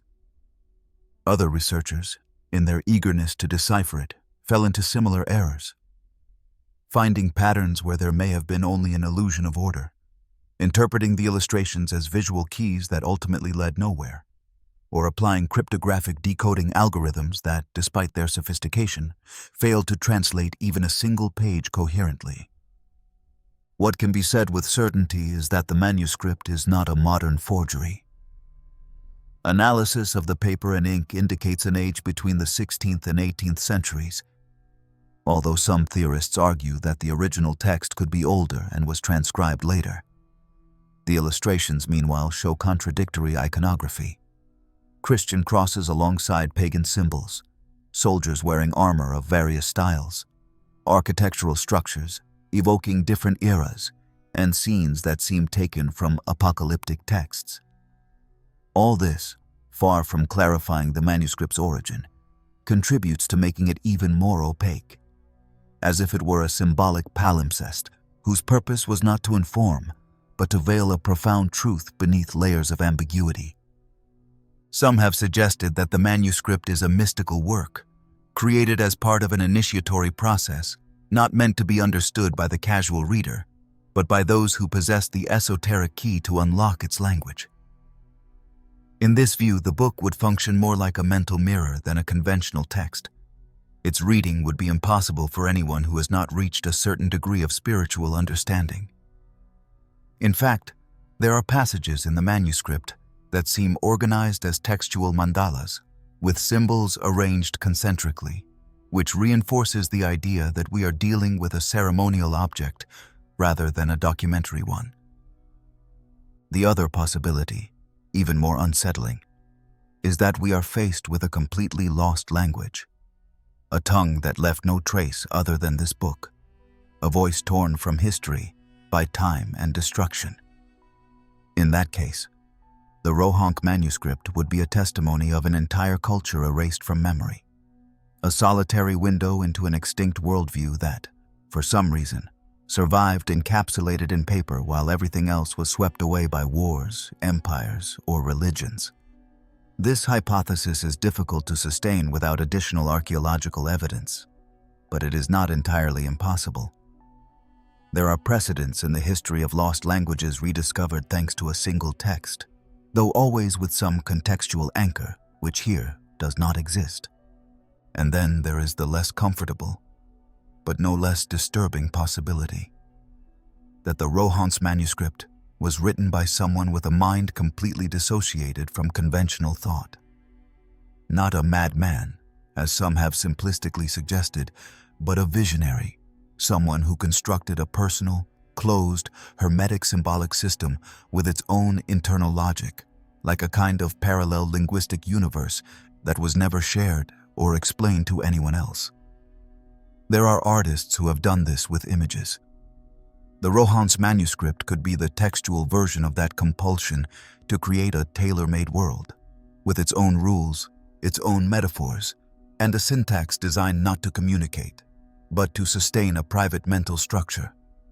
Currently, the manuscript is held at the library of the Hungarian Academy of Sciences, accessible only to certain researchers, though partially digitized. It has been the subject of computational analyses, artificial intelligence programs, and linguistic statistical studies. None of these approaches have succeeded in penetrating its enigma.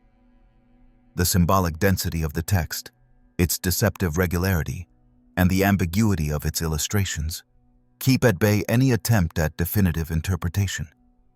Sometimes, the most eloquent thing is what cannot be translated. And perhaps therein lies the strength of the Rohonc Manuscript. In a world saturated with information, where every word can be checked, verified, translated, and replicated, this book refuses to be tamed. It remains as a bastion of pure mystery, a physical reminder that there are still frontiers in human knowledge, boundaries that cannot be crossed with logic, nor with algorithms, nor with intuition. The Rohonc Manuscript does not offer itself, does not explain, does not surrender. It inhabits that uncomfortable threshold between the real and the impossible, like a letter arriving from another time or another plane.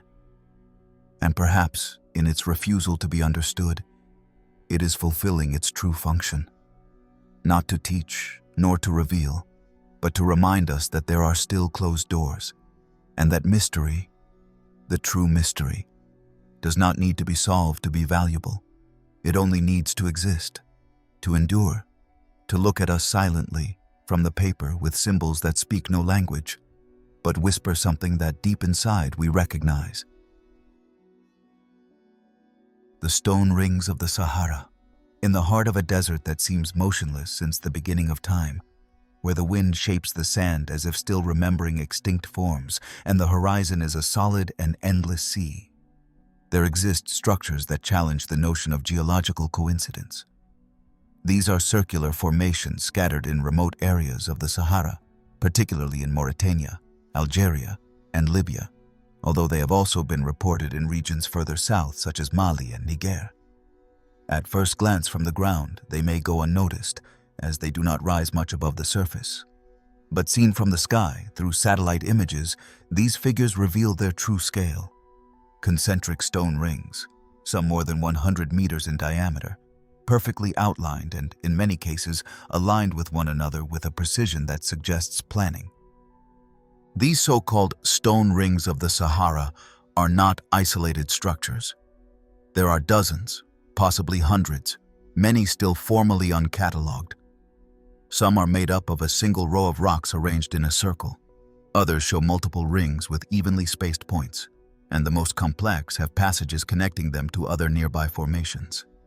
They are not simple burial mounds, nor remains of ancient villages. They are geometric patterns, repeated with a rationale difficult to explain in desert cultures that, until recently, were thought not to have had the technical capacity to carry out constructions of such scale and precision. The mystery begins with the dating. Most of these structures have not been systematically excavated, but comparative studies and approximate datings of materials found nearby suggest many could be between 6,000 and 10,000 years old. This would place them in a period when the Sahara was not yet the desert we know, but a green and fertile region, dotted with lakes, forests, and human communities living off hunting, fishing, and later, rudimentary agriculture. In that context, the rings could have been meeting points, solar observatories, ceremonial centers, or territorial markers. But then, the inevitable question arises: why create such large shapes that can only be fully appreciated from the air? The possibility of an astronomical function has been proposed on several occasions. Some independent researchers have analyzed the arrangement of the rings and found alignments with solstices, equinoxes, and specific positions of certain celestial bodies. This hypothesis suggests that these structures were not mere monuments, but cognitive tools, celestial maps carved into the earth, designed to connect those who built them with the cosmic cycles that governed their world. Others go further and propose that they were markers of migratory routes, waypoints for nomadic civilizations crossing the region following now-lost natural patterns. But none of these theories fully explain the insistence on the circular shape, nor the exact repetition of certain motifs in areas separated by hundreds of kilometers. Local communities, many of which have lived for centuries near these rings without altering their layout, offer more symbolic explanations. In some cases, the rings are said to be footprints of the ancients, a mythical race that inhabited the Sahara before the sky dried up and the water disappeared. In other stories, the circles are considered spiritual portals, places where the veil between the physical world and the world of spirits thins. Some shepherds refuse to spend the night near them, and certain desert guides claim that electronic devices often fail when approaching, as if something in the earth itself interfered with signals. One of the most striking structures in this entire network is the so-called Eye of the Sahara, or the Rishat structure, in Mauritania. Although officially considered a natural geological formation of volcanic or tectonic origin, its appearance from space, a series of perfectly distributed concentric rings with a diameter of more than 40 kilometers, has sparked all kinds of theories. Some have suggested it is the remains of an ancient city, even the mythical Atlantis, while others see it as a key point in a planetary energy grid, connected through ley lines to other sacred sites of the ancient world. Although the Eye of the Sahara is not directly part of the smaller, more defined stone rings, its geographic proximity and hypnotic shape place it within the same symbolic field, as if the entire desert spoke a circular language we have yet to learn to decipher.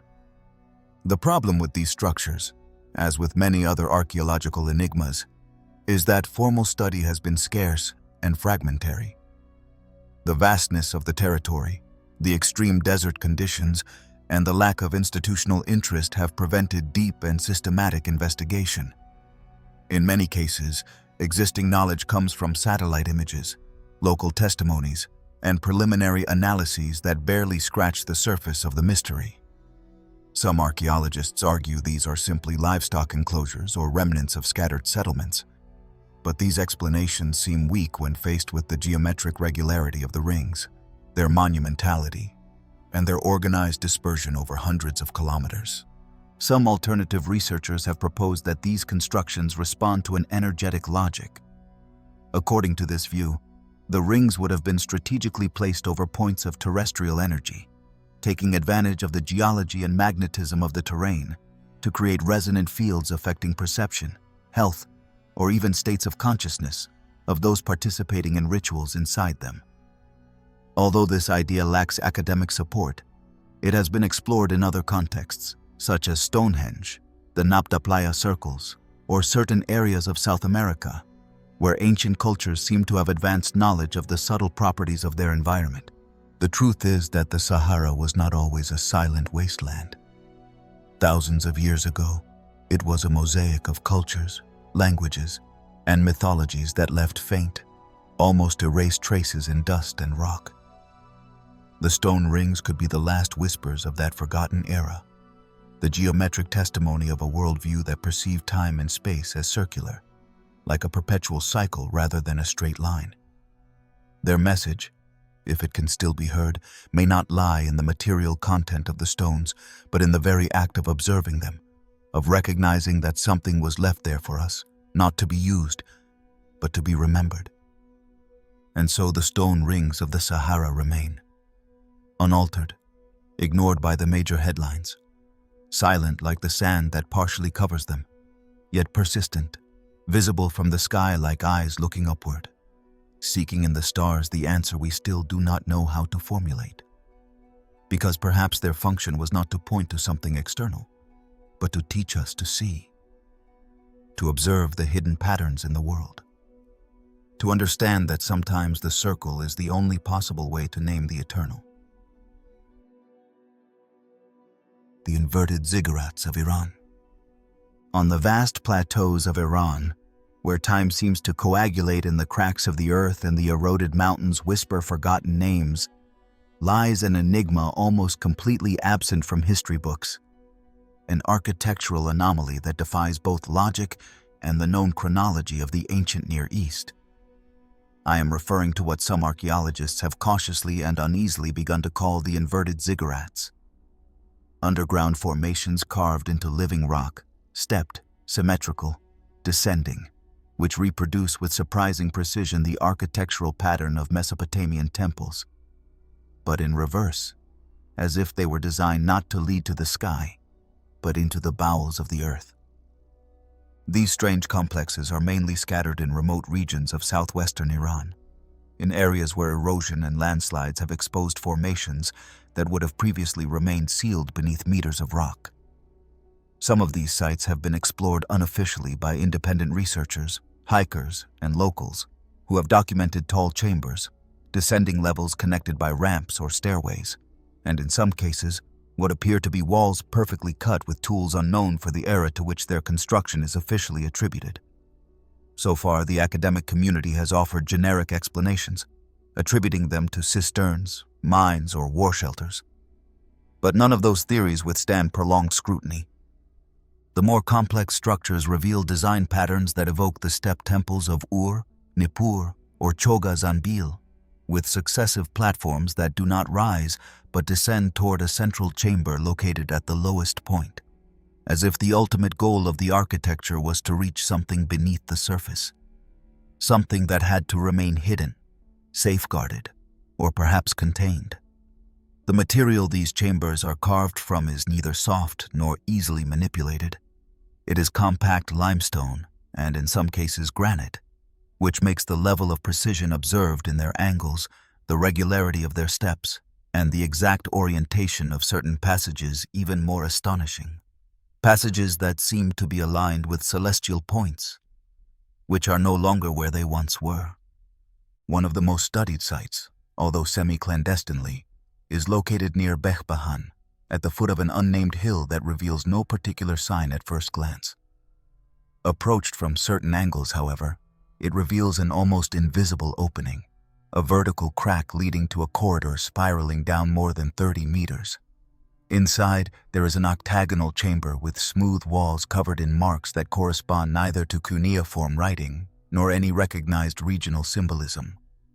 The drawings, carved with a steady hand, evoke astronomical forms, displaced constellations, perhaps even representations of celestial bodies whose positions no longer match observable reality.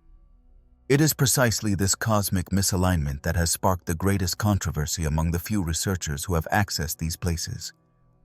The orientations of the corridors, the tilt of certain walls, and the general arrangement of the levels seem to obey celestial maps that would have been accurate 12 or 13,000 years ago.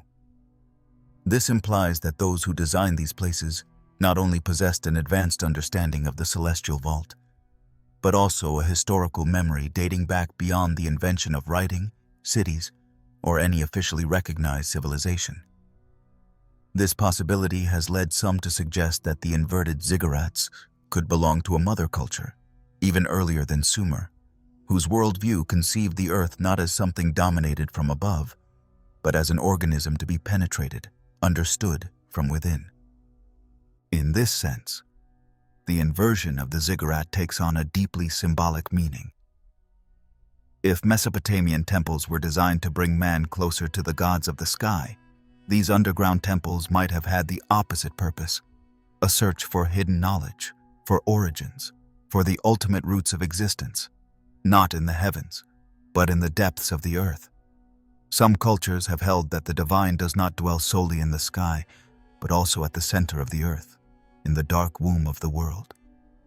Perhaps these descending ziggurats were portals to that inner dimension, places where one accessed an experience we do not understand today, but that was sacred at the time. Local testimonies surrounding these sites add an even more unsettling nuance. In nearby villages, elders speak of the cities below, places where, according to legends, the sleeping sages lived, beings who did not die but retreated into the earth to wait for a future time. Some shepherds claim to have heard sounds emanating from the depths on certain nights of the year, especially during eclipses or meteor showers. Others say those who have entered the passages without proper preparation have returned sick, confused, or with fragmented memories of things they cannot explain. These accounts, dismissed by official science, coincide with patterns repeated in other cultures around the world when speaking of sacred or forbidden places. Unusual physical sensations, loss of the sense of time, vivid dreams, or even episodes of temporary amnesia. The scant formal documentation of these places has not prevented photographs, rudimentary plans, and reports from explorers, who risk much by descending these structures with flashlights and basic cameras, from circulating. What they have brought back is always the same: a sense of intentional design, an architecture that does not appear utilitarian but ceremonial. Everything in these complexes seems built to guide, to induce a particular experience in those who traverse them. The passages narrow or widen at key points. Natural light is non-existent except for a mysterious skylight opening in some chambers, as if a pinpoint of light, on certain days of the year, were expected to activate the full function of the enclosure. What was supposed to align? The sun? A star? A planet? Or something else? A presence? A vibration? A consciousness? We do not know.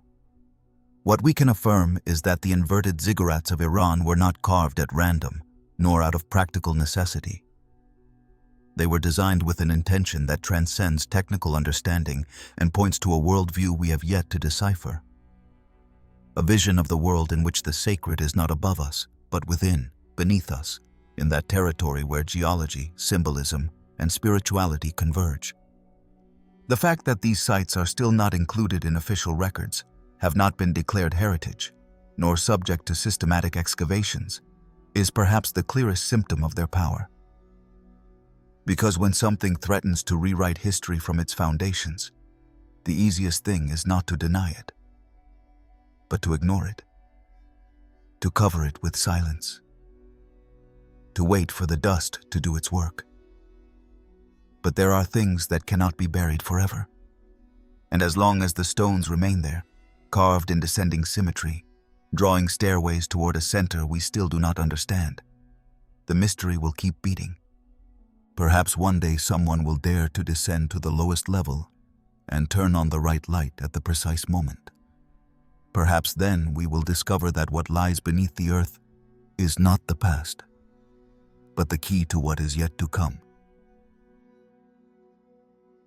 The empty chamber in the Great Pyramid.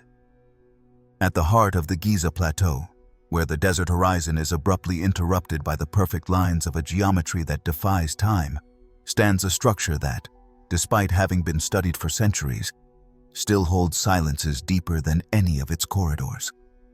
The Great Pyramid, known as that of Khufu or Cheops, remains one of the most studied, photographed, and debated monuments on the planet. But in its most intimate core, where neither stone nor air have been disturbed by modern hands, hides a void that has generated more questions than any other chamber, passage, or relief discovered in Egypt. I am referring to what experts have cautiously named the Great Void, a cavity discovered in 2017 through non-invasive muon scanning technology, a hidden chamber that has not been touched, seen, or explored, yet whose mere existence has changed how we understand the structure and purpose of the pyramid. The discovery was made public after an international study led by the Scan Pyramids Project, a collaboration between Egyptian, French, and Japanese institutions that used cosmic particles called muons, remnants of cosmic rays that pass through matter, to create a kind of three-dimensional tomography of the pyramid's interior. The result was astonishing. Above the Grand Gallery, and parallel to it, a cavity at least 30 meters long was detected, regularly shaped and perfectly aligned with the monument's central axis. Unlike other smaller cavities, which might be due to construction errors or the passage of time, this chamber shows such precise geometry that it leaves no doubt about its artificial origin. Someone built it intentionally, Someone hid it, and for some reason, until today, no one has accessed it. The finding was received with enthusiasm in some academic circles, but also with an almost uncomfortable caution. Because what this chamber implies is not only that there is more to discover inside the pyramid, but that the plans, assumptions, and widely accepted theories about its design are incomplete.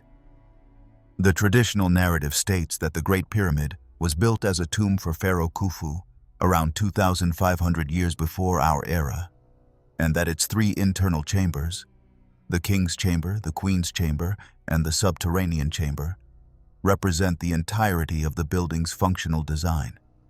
But this new cavity, located precisely on the pyramid's vertical axis, breaks that logic. It has no access from the known passages. It does not connect with any other chambers. And its position, far from being marginal or accidental, suggests it was conceived from the beginning as an integral part of the design. So, what purpose does a perfectly constructed chamber serve if it cannot be reached? Why hide it so deeply without leaving any trace of its existence in the adjacent corridors? The answers so far have oscillated between the technical and the symbolic. Some Egyptologists have suggested that it could be a relieving structure designed to reduce pressure on the Grand Gallery.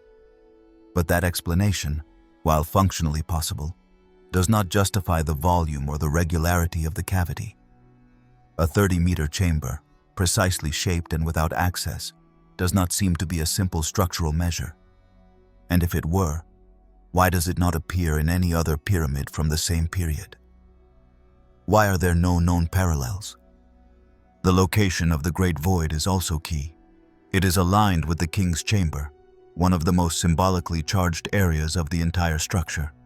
According to many theories, the pyramid was not simply a funerary monument, but a spiritual machine, an initiatory device designed to guide the soul of the deceased toward its transformation and ascension. The architecture, then, was not only physical, but metaphysical. And in that context, a hidden chamber in the very center of the building acquires a completely different connotation. It might have been a space reserved not for the body, but for the soul.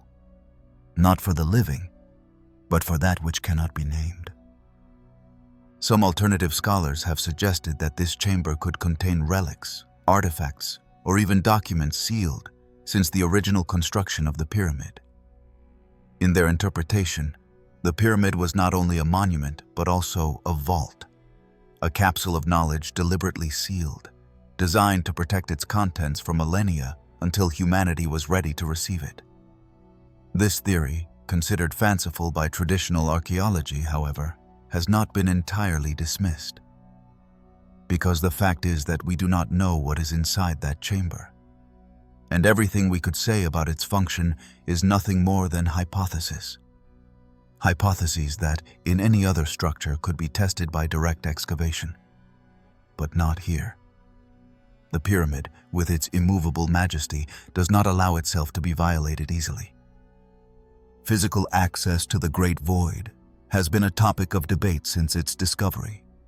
The Egyptian government has shown understandable reluctance to drill into the pyramid, fearing damage to a millenary structure that has already endured centuries of looting, earthquakes, and failed restorations. The idea of introducing probes, micro-robots, or miniaturized equipment has been proposed, but no concrete operation has yet been authorized. This adds an almost mythical element to the enigma. We know it is there. We can see its shape. We can measure its volume. But we cannot touch it. We cannot enter. The void is real, yet it remains empty. This impossibility of access has sparked the imagination of those who, for decades, have maintained that the Great Pyramid hides secrets that would radically change our view of the past. For them, the Great Void is confirmation that the ancient Egyptians, or whoever really designed this work, operated with knowledge that completely escapes us. Knowledge that combined science, geometry, cosmology, and spirituality in a single constructive act. Because lifting more than 2 million stone blocks with millimetric precision is already a monumental achievement. but hiding a chamber in its core, leaving no trace, with a purpose that continues to elude us, is another matter. It is a statement of intent, a message for the future.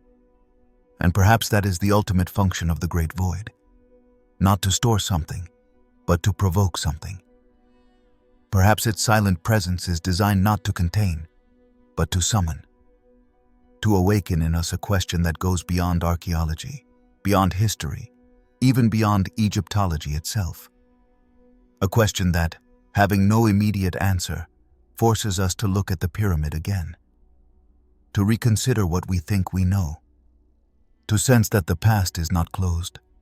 That history is not a straight line but a spiral that leads us again and again to the center of the mystery. Meanwhile, the empty chamber remains there, in absolute darkness, purer than any other room in the world. Because no one has inhabited it, no one has touched it, no one has profaned it with words or eyes. It remains there, waiting. We do not know for how much longer, but perhaps its purpose is not to be discovered. Perhaps its purpose is for us to know that it exists, to feel its silent, impossible, perfect presence. Because there are voids that are not absence. They are a calling. They are a threshold. They are, in themselves, the deepest form of mystery. The underground city of Derinkuyu, in the heart of Anatolia, where the mountains shaped by lava seem to have emerged from a mineral dream, where the fairy chimneys of Cappadocia outline the sky like cathedrals eroded by time, rests one of the most extraordinary secrets of the ancient world. A work that does not rise toward the sky but sinks into the earth, as if carved by a civilization that understood darkness not as absence, but as refuge, as a womb. I speak of Derinkuyu, an underground city so vast, so complex, and so carefully constructed that even today, despite decades of study, it continues to defy understanding and ignite the imagination. The modern discovery of Derinkuyu occurred, as so often happens with great discoveries, by accident. In 1963, a local resident was demolishing a wall in his basement when he found an unexpected opening. Upon passing through it, he found a tunnel descending into a network of unknown passages, empty chambers, and winding corridors. What began as a domestic curiosity soon revealed itself as the gateway to an underground world so elaborate it seemed taken from fiction. A complete city, distributed across multiple vertical levels, deeply excavated into the soft volcanic rock of the region. Subsequent explorations revealed that the city extends to at least a depth of 60 meters and spans 18 underground levels, of which only a few have been opened to the public, leaving the rest shrouded in shadows and theories. According to estimates, Derinkuyu could have housed between 20,000 and 30,000 people, including animals, provisions, and everything necessary for prolonged subsistence without contact with the outside world. It was not an improvised shelter nor a temporary hideout. It was a full city with kitchens, storerooms, schools, churches, water wells, stables, and complex ventilation systems that still function today with an efficiency that puzzles engineers. One of Derinkuyu's most fascinating features is its stone doors. Enormous circular discs that could be rolled from the inside to completely seal the passages and prevent intruders from entering. These doors, weighing up to 500 kilograms, were engineered with such refinement that they could be moved by a single person from within, and once positioned, they blocked the tunnel entirely, turning the city into a hermetic fortress, impenetrable from the surface. What kind of threat could justify such a level of security? What type of conflict, invasion, or catastrophe led a civilization to carve an entire city underground, to hide in this way, to organize a complete life in the shadows? Official theories suggest that Derinkuyu was built in the early centuries of the first millennium BCE, possibly by the Phrygians or the Hittites, and that its purpose was to serve as a refuge from invasions. Later, it was used by Byzantine Christians fleeing Arab persecutions, and for centuries it was occupied by various communities seeking protection in its depths. This explanation, however, leaves many questions open, especially when examining the complexity of its layout and the true antiquity of the earliest excavations. Some alternative archaeologists, based on the erosion characteristics of the tunnels and certain tool marks that do not match the known techniques of classical antiquity, proposed that the core of Derinkuyu could be much older, perhaps originating in prehistoric times. Some dare to date its first construction to more than 10,000 years ago, at a time when Anatolia would have been shaken by profound climatic changes following the end of the last glaciation. In that context, the underground city would have functioned not as a military refuge, but as a sanctuary against a global cataclysm. This theory, although marginal, has been fueled by the existence of other similar cities in Cappadocia, such as Kaymakli or Oskonak, which seem to be part of an even larger underground network connected by tunnels that in many cases have been deliberately sealed or collapsed. One of the most suggestive hypotheses is that Derinkuyu was not only a physical refuge, but also a spiritual space. The arrangement of certain chambers, the presence of a large meditation hall, the orientation of some passages toward specific astronomical points, all this suggests a ritual intention, as if the city was designed not only for survival, but also for inner transformation. In this reading, descending through Derinkuyu's levels resembles an initiatory journey, a voyage from the luminous surface toward the symbolic depths of the self. Each level could have represented a stage of the soul, a process of purification, a confrontation with darkness that, once overcome, would allow rebirth with a new consciousness.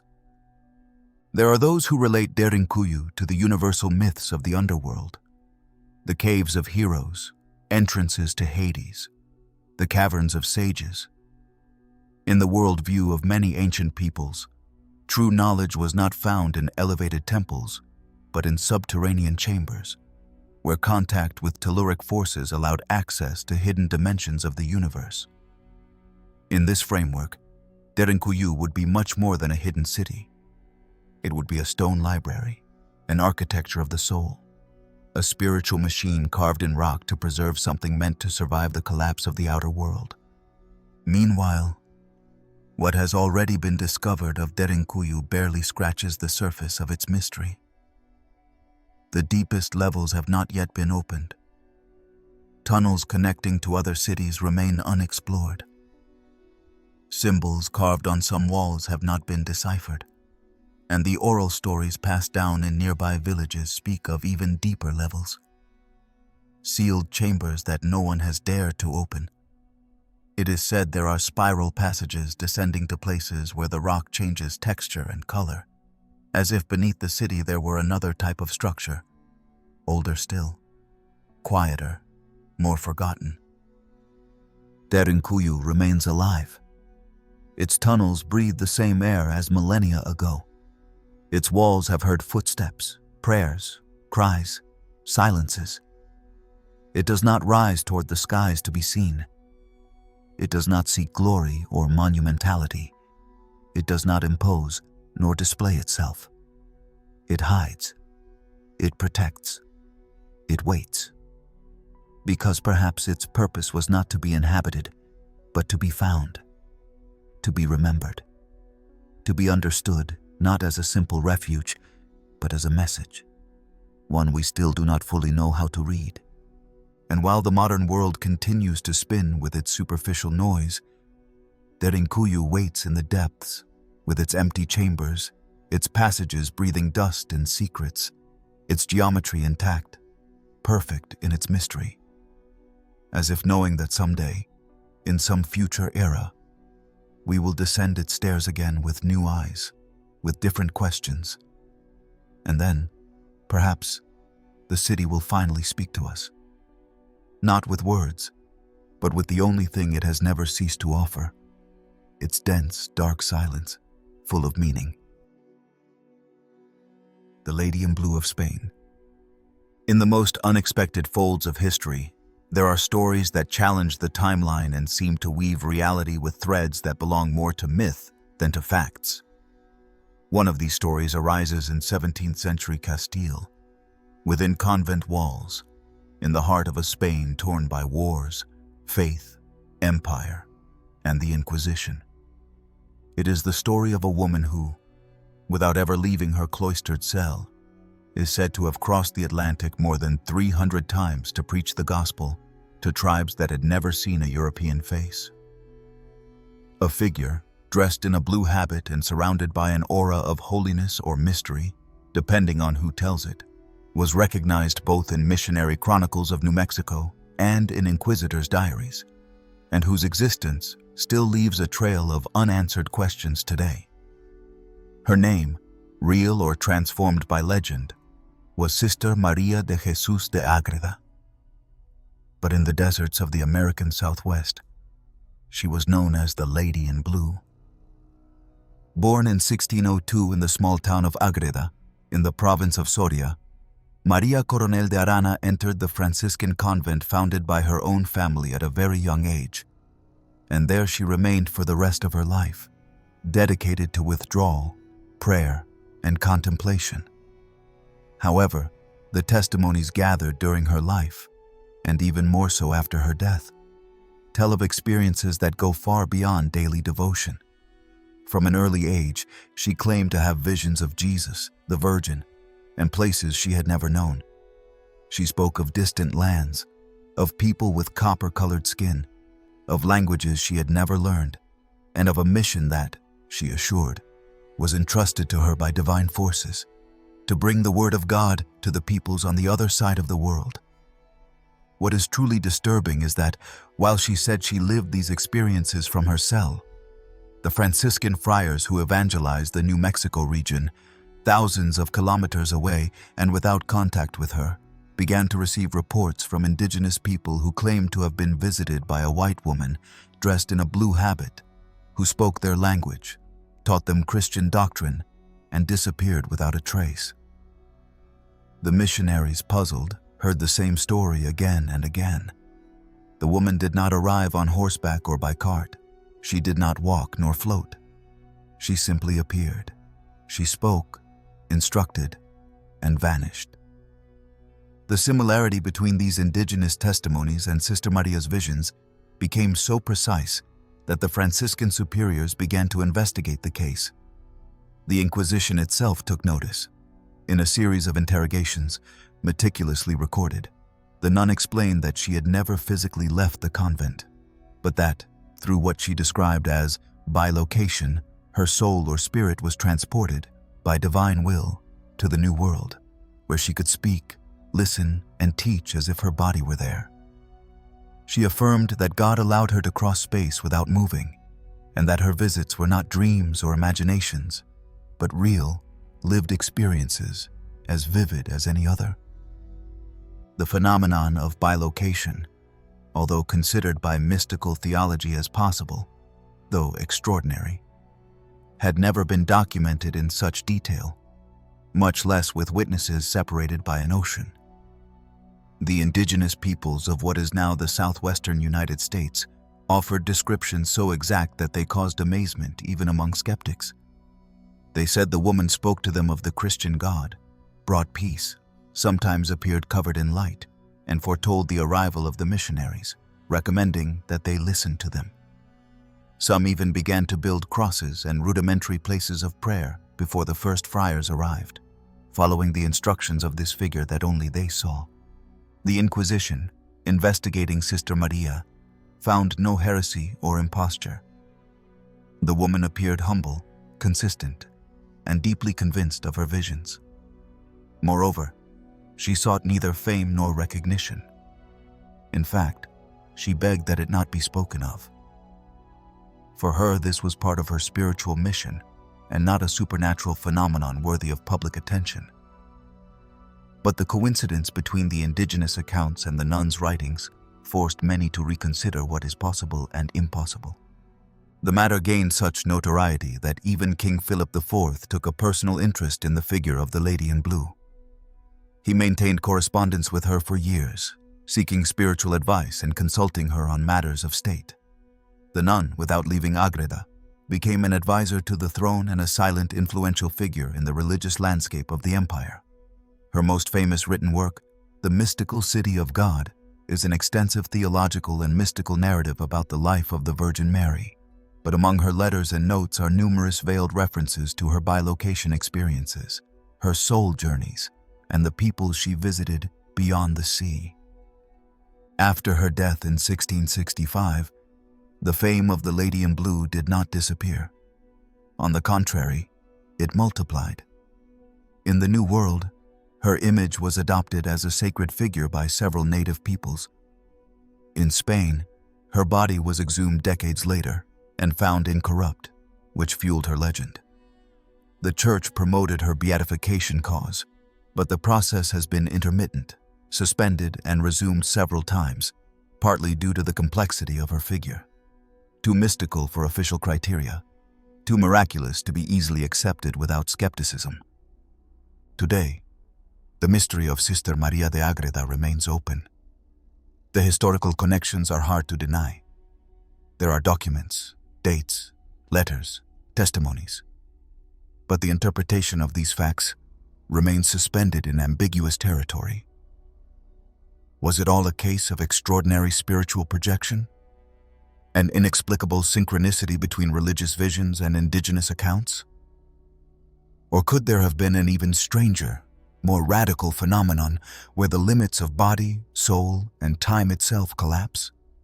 Even some modern researchers have proposed bold ideas that Sister Maria might have been the vehicle of an expanded consciousness phenomenon, that her mind, in altered states caused by meditation and seclusion, managed to connect with other cultures, other territories, in what today we would call a primitive form of remote viewing. Others, more daring, do not rule out the possibility of an intervention beyond the human, a spiritual or even technological operation, disguised as a religious experience, which used her figure as a channel for something we still do not fully understand. The fascinating thing about the story of the Lady in Blue is not only in the unexplainable nature of her supposed gift, but in how her experience united worlds that seemed destined to clash. The Europe of dogma with the Americas of ancestral spirit, institutional Christianity with indigenous spirituality, the cloistered convent with the endless deserts of New Mexico. And in the middle of it all, a woman who never sought protagonism, who lived and died in the silence of her faith, but whose name still resonates like a bell suspended in the air every time someone utters those words that still unsettle. The Lady in Blue was seen again. And perhaps she was. Perhaps she continues to be seen. Because great mysteries do not end with those who embody them. They keep vibrating in the collective memory, in the places they touched, in the questions they left open. And as long as there is someone willing to listen to that story without dismantling it, without reducing it, without over-explaining it, the Lady in Blue will keep traveling, perhaps without a body, but with a purpose.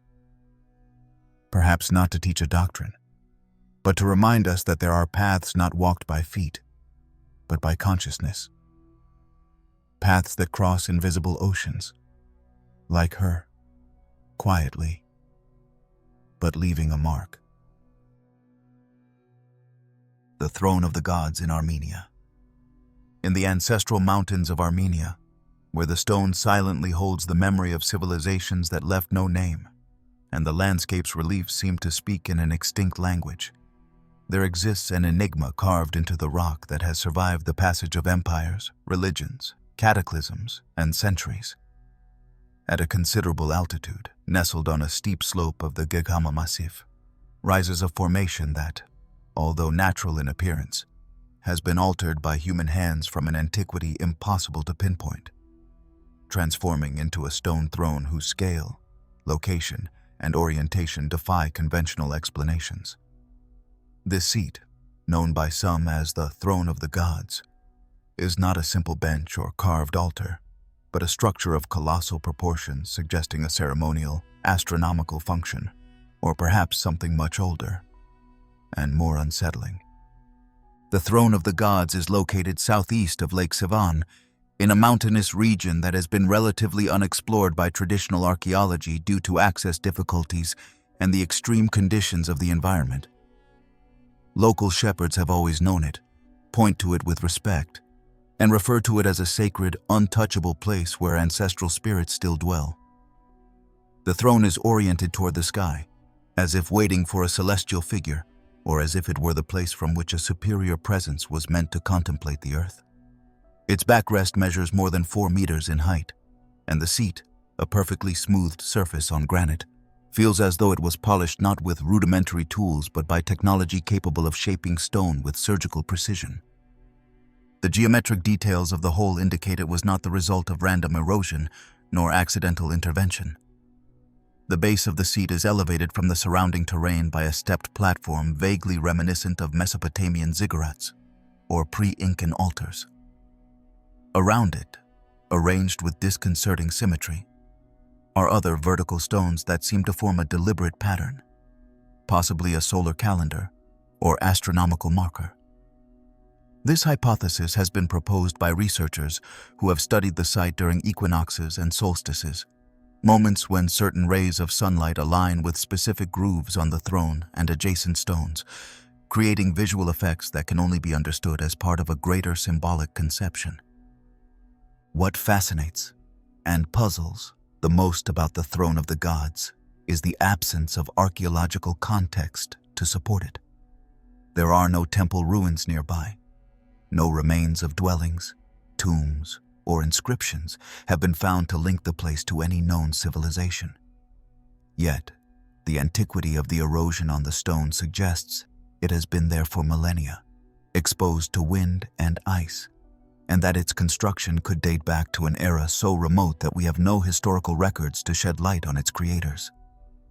It is as if it were placed there in a time before time, as a surviving echo of a culture that disappeared without a trace, except for this monumental stone seat, looking toward the stars. Some independent researchers have linked this structure to the petroglyphs found in the Geghama Mountains, a system of rock engravings covering kilometers of stone depicting human figures, animals, constellations, and ritual scenes whose meaning is still debated. Interestingly, many of these figures are arranged around circular shapes and thrones, as if the act of sitting at height held sacred value, as if it symbolized the connection between the earthly world and the domain of the divine. In this sense, the throne of the gods could have been not only an altar, but a ritual power center where a priest, king, or semi-divine figure sat not to rule, but to channel the forces of the universe, to mediate between heaven and earth. Armenian legends, rich in symbolism and mythical memory, frequently speak of the Vartskunkner, the fallen gods, or ancient watchers, entities who descended from the sky and taught the first peoples the arts of agriculture, writing, and astronomy. According to some versions, these beings had resting places, points from which they observed their work and communicated among themselves. In this framework, the throne of the gods would not be a simple ceremonial sculpture, but a functional artifact within a network of energy or observation points distributed throughout the mountain range. This vision, though considered speculative by traditional academics, finds echoes in other cultures. The stone thrones of Tiahuanaco, the monolithic seats of the Himalayas, the altars of Mount Nemrut. In all cases, the rock is not just rock. It is technology. It is symbol. It is language. Some explorers have reported unusual phenomena around the throne of the gods, recording equipment failing without reason, sudden temperature changes, feelings of disorientation, even strangely similar dreams among people who did not know each other previously. Although these reports are anecdotal and lack scientific validation, their repetition suggests that something at the site affects human perception, as if the stone stored, amplified, or transmitted a form of energy we have yet to learn how to measure. This has led some theorists in alternative fields to consider the possibility that the throne is part of a forgotten technology, perhaps related to acoustic or electromagnetic resonance in the environment, designed to alter states of consciousness or facilitate visionary experiences. What we do know is that the throne of the gods was not created by chance. Its geographical location, astronomical orientation, symbolic design, and deliberate isolation make it an object of study as fascinating as it is frustrating. There is no documented Armenian civilization that fits as the author of this structure. There are no references in ancient manuscripts, nor mentions in medieval chronicles. It is as if the throne was carved by someone who not only deeply understood the mountain, the sky, and the stone, but knew that their work should not be understood immediately, but centuries later, when the human gaze would be ready to perceive what it represents. Today, the throne of the gods still stands, ignored by tourist routes, beyond the reach of academic circuits, protected perhaps by its own inaccessibility. The few who have seen it in person describe a feeling of presence, of being watched by something unseen, but sensed. Some sit on it, seeking to repeat an ancient gesture without knowing exactly why. Others prefer not to touch it, as if its power resided precisely in waiting, in silence, in the passive contemplation of the horizon.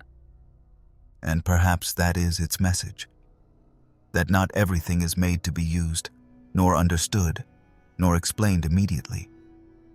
That some things exist to remind us there was a time, perhaps still latent, when looking at the sky from stone was a sacred act, when sitting high was to assume a place between the visible and the invisible, and that the memory of the gods is not kept in words or books, but in forms carved into the eternal, like that throne, firm and solitary, waiting for the traveler who will finally know why it was carved. The black disk of Siberia. Deep within the Siberian taiga, where the cold transforms the landscape into a mirror of another world, and the solitude of the forest seems watched over by a silent consciousness stretching beyond time, an object was discovered whose very existence challenges any conventional interpretation of history. It was in the Krasnoyarsk region, in southern Siberia, near an area known for its extreme geology and the presence of anomalous rock formations, where a team of explorers, amateur archaeologists according to some, independent researchers according to others, found what they described as a perfectly circular stone disk, as dark as coal, and with a symmetry so flawless that it seemed to have been shaped with modern technology.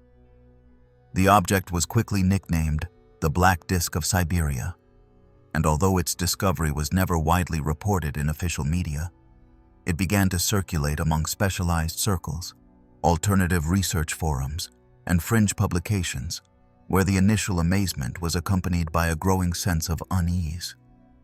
The disk, according to initial measurements, was about 1.5 meters in diameter, with a thickness of around 20 centimeters at the edge, tapering towards the center, as if it had been designed to spin or fit into a larger structure.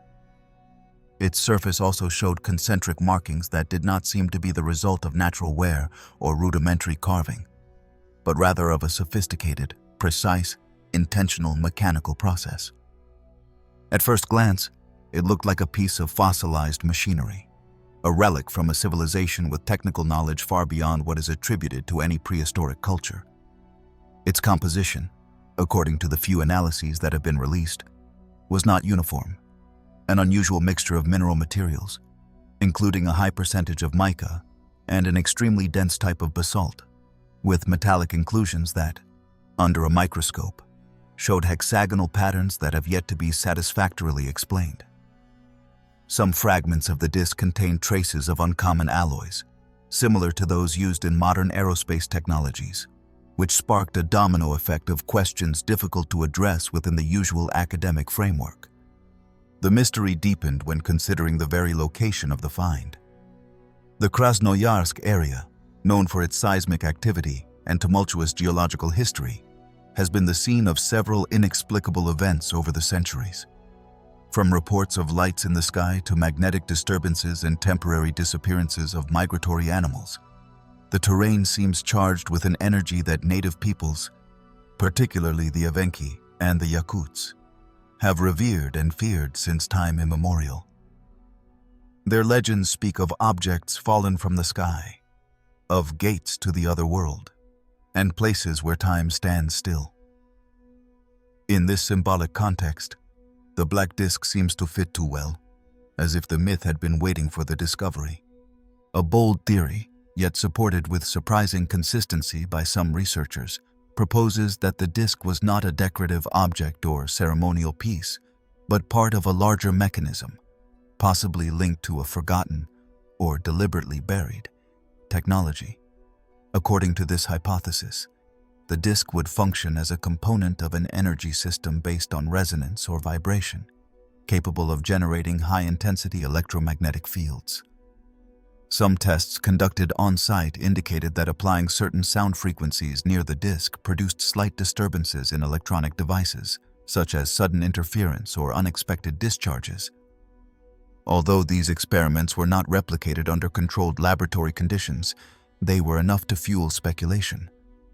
Symbolic interpretations were not lacking either. Some compared the disk to the artifacts known as Dropa stones, found in the Bayan-Har mountains of China, which show visual similarities but whose authenticity remains disputed. Others linked it to the famous Phaistos discs, or to ancient representations of sacred wheels that appear in cultures as diverse as the Sumerian, Olmec, or Scythian. In all these cases, the circle is not a neutral figure but a container of power, movement, eternity. A symbol suggesting cycles, return, perpetual energy. In this sense, the black disk of Siberia would not be just a physical artifact, but also a symbolic statement, a kind of message embedded in the stone. Attempts to study the object in depth have faced unexpected obstacles.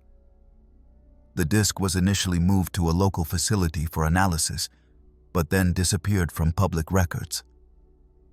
More moderate accounts claim it was seized by scientific institutions for study under proper conditions.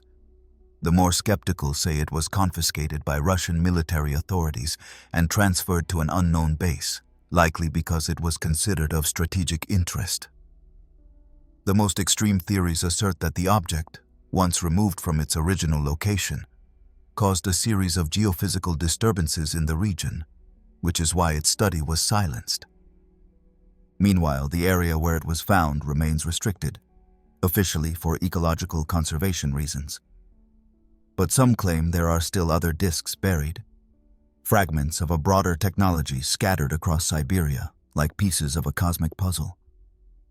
Some venture that these are remnants of an antediluvian civilization that developed technology based not on electricity, but on vibrational principles, and that for unknown reasons, a cataclysm, a war, a paradigm shift, was destroyed, and its remains buried under layers of ice and centuries of oblivion. The truth is that the black disk of Siberia, regardless of its origin, defies the linear narratives of conventional archaeology. It does not fit any known pattern, does not correspond to any documented culture, and cannot be explained as a geological coincidence or a modern forgery. Its very existence, its materials, its shape, and its behavior under certain stimuli all suggest that we are dealing with something that does not fully belong to our time or technology.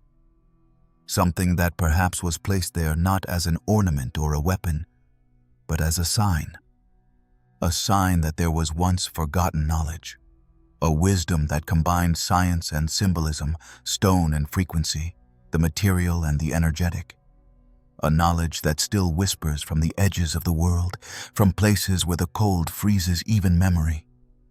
And while the disk is not studied in the light of day, while it remains hidden in secret archives or buried again beneath the snow, it will continue growing in the collective imagination, like a dark echo, a perfect circular shape spinning silently in the heart of Siberia, waiting for someone, at the right moment, to hear its call. The sealed enclave of Bucegi, among the folds of limestone in the southern Carpathians, where the fog clings to the peaks like an eternal veil, and the wind seems to carry echoes from another era, rise the Bucegi Mountains, a sacred place for the ancient Dacians, and the setting of one of the most debated and most jealously silenced contemporary mysteries of the 21st century. There, in a restricted and guarded area, Surrounded by local legends speaking of giants, portals, and endless tunnels, it is said, according to a series of leaked reports, that one of the most shocking discoveries in modern history took place. The finding of an artificial underground enclave sealed by unknown mechanisms whose age and contents challenge any accepted archaeological framework. The story, as reconstructed from documents, testimonies, and censored books, begins in the year 2003, when a Romanian military intelligence team, in collaboration with American satellites equipped with ground-penetrating technology, detected a subterranean anomaly in the Bucegi Mountains, specifically near the enigmatic Bucegi Sphinx, a natural rock formation shaped like a human face that has been an object of veneration for centuries. The anomaly consisted of an immense cavity with perfect geometry, located hundreds of meters deep, preceded by a straight tunnel more than 300 meters long, carved into the rock with a precision that could not be attributed to natural processes or any known ancient cultures. The reaction of the Romanian government, according to various sources, was immediate and secretive. A covert excavation operation was organized, protected by the military and without any media presence. What they found inside changed forever Romania's internal history, and perhaps humanity's, although the story never reached official channels. At the end of the tunnel, sealed by a stone door that seemed to respond to specific vibrational frequencies rather than mechanical systems, there was a hall of enormous proportions.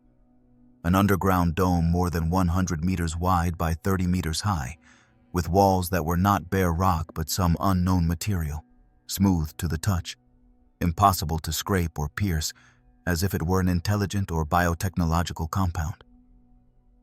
Inside that hall, arranged in a triangular formation, there were at least 3 huge stone tables, or made of a similar material, whose height exceeded 2 meters, as if they had been designed for beings much larger than humans. On these tables, embedded in the surface, were translucent devices that activated when the investigators approached, projecting 3-dimensional images of planetary systems, star maps, human and animal cellular structures, and a series of unknown symbols floating in the air like holograms. This was not a tomb, nor a sanctuary, nor a bunker. It was, in the words of those who leaked the report, a planetary control room, a multi-dimensional archive sealed since time immemorial, possibly created by a non-human civilization or by a humanity so ancient that its memory has been lost in time. The implications of this discovery were so profound that, according to reports, it triggered a direct intervention by the United States government, which demanded from the Romanian state a total confidentiality agreement. Apparently, after the first explorations, a technology so advanced was identified in the enclave that its mere disclosure could have altered the global geopolitical balance. There was talk of biological scanners that could read the DNA of anyone entering the room and adapt the projections to their genetic profile. There was talk of sealed doors leading to lower, still unexplored levels, and of chambers where indestructible objects were stored, engraved with symbols identical to those found in cultures separated by thousands of kilometers and centuries. Sumerians, Mayans, Vedas, Egyptians, all resonating with the same forgotten language. The story remained hidden for years until, in 2009, a book published in Romania by the author Radu Cinamar, under the title Transylvanian Sunrise, revealed many of these details, presenting them as a mixture of personal experience and authorized account. Although the book was immediately classified as esoteric fiction, multiple details coincide with information leaked by other sources, including mentions of a silence protocol imposed by foreign powers and the activation of a military zone closed to civilian access, still in effect today. Despite criticism, the book details procedures, names of high-ranking officials, specific dates, and technical descriptions that make it difficult to dismiss as mere invention. And while the media ignore or ridicule the topic, indirect evidence continues to accumulate. Access to the Bucegi Sphinx area has been restricted on numerous occasions for ambiguous reasons, including minor seismic movements, or routine military exercises. Satellite images show unexplained thermal anomalies in the area. Inside the country, there is a network of silent researchers who share information encrypted, convinced that what was discovered in Bucegi is only the surface of a much larger network connecting similar enclaves in Iraq, Tibet, Antarctica, and South America. A star map found inside the site would point to these places as nodes within a planetary network designed perhaps to monitor human development, or to preserve knowledge that must not be forgotten. One of the most intriguing theories holds that the sealed enclave of Bucegi is not a closed structure, but a living system, a reactive artifact kept dormant until certain conditions, biological, astrological, or spiritual, are met. According to this view, the site would respond to human vibrations, fully opening only to those who have reached a certain level of consciousness or inner preparation. This idea, although difficult to prove, resonates with ancient tales about libraries of the soul or Akashic records sealed in stone, accessible only to those ready to assimilate truths beyond language. The Bucegi Enclave, then, becomes more than an archaeological mystery. It is a threshold, a mirror, a warning, perhaps. Its mere existence raises questions that force us to rewrite what we understand as history, civilization, and origin.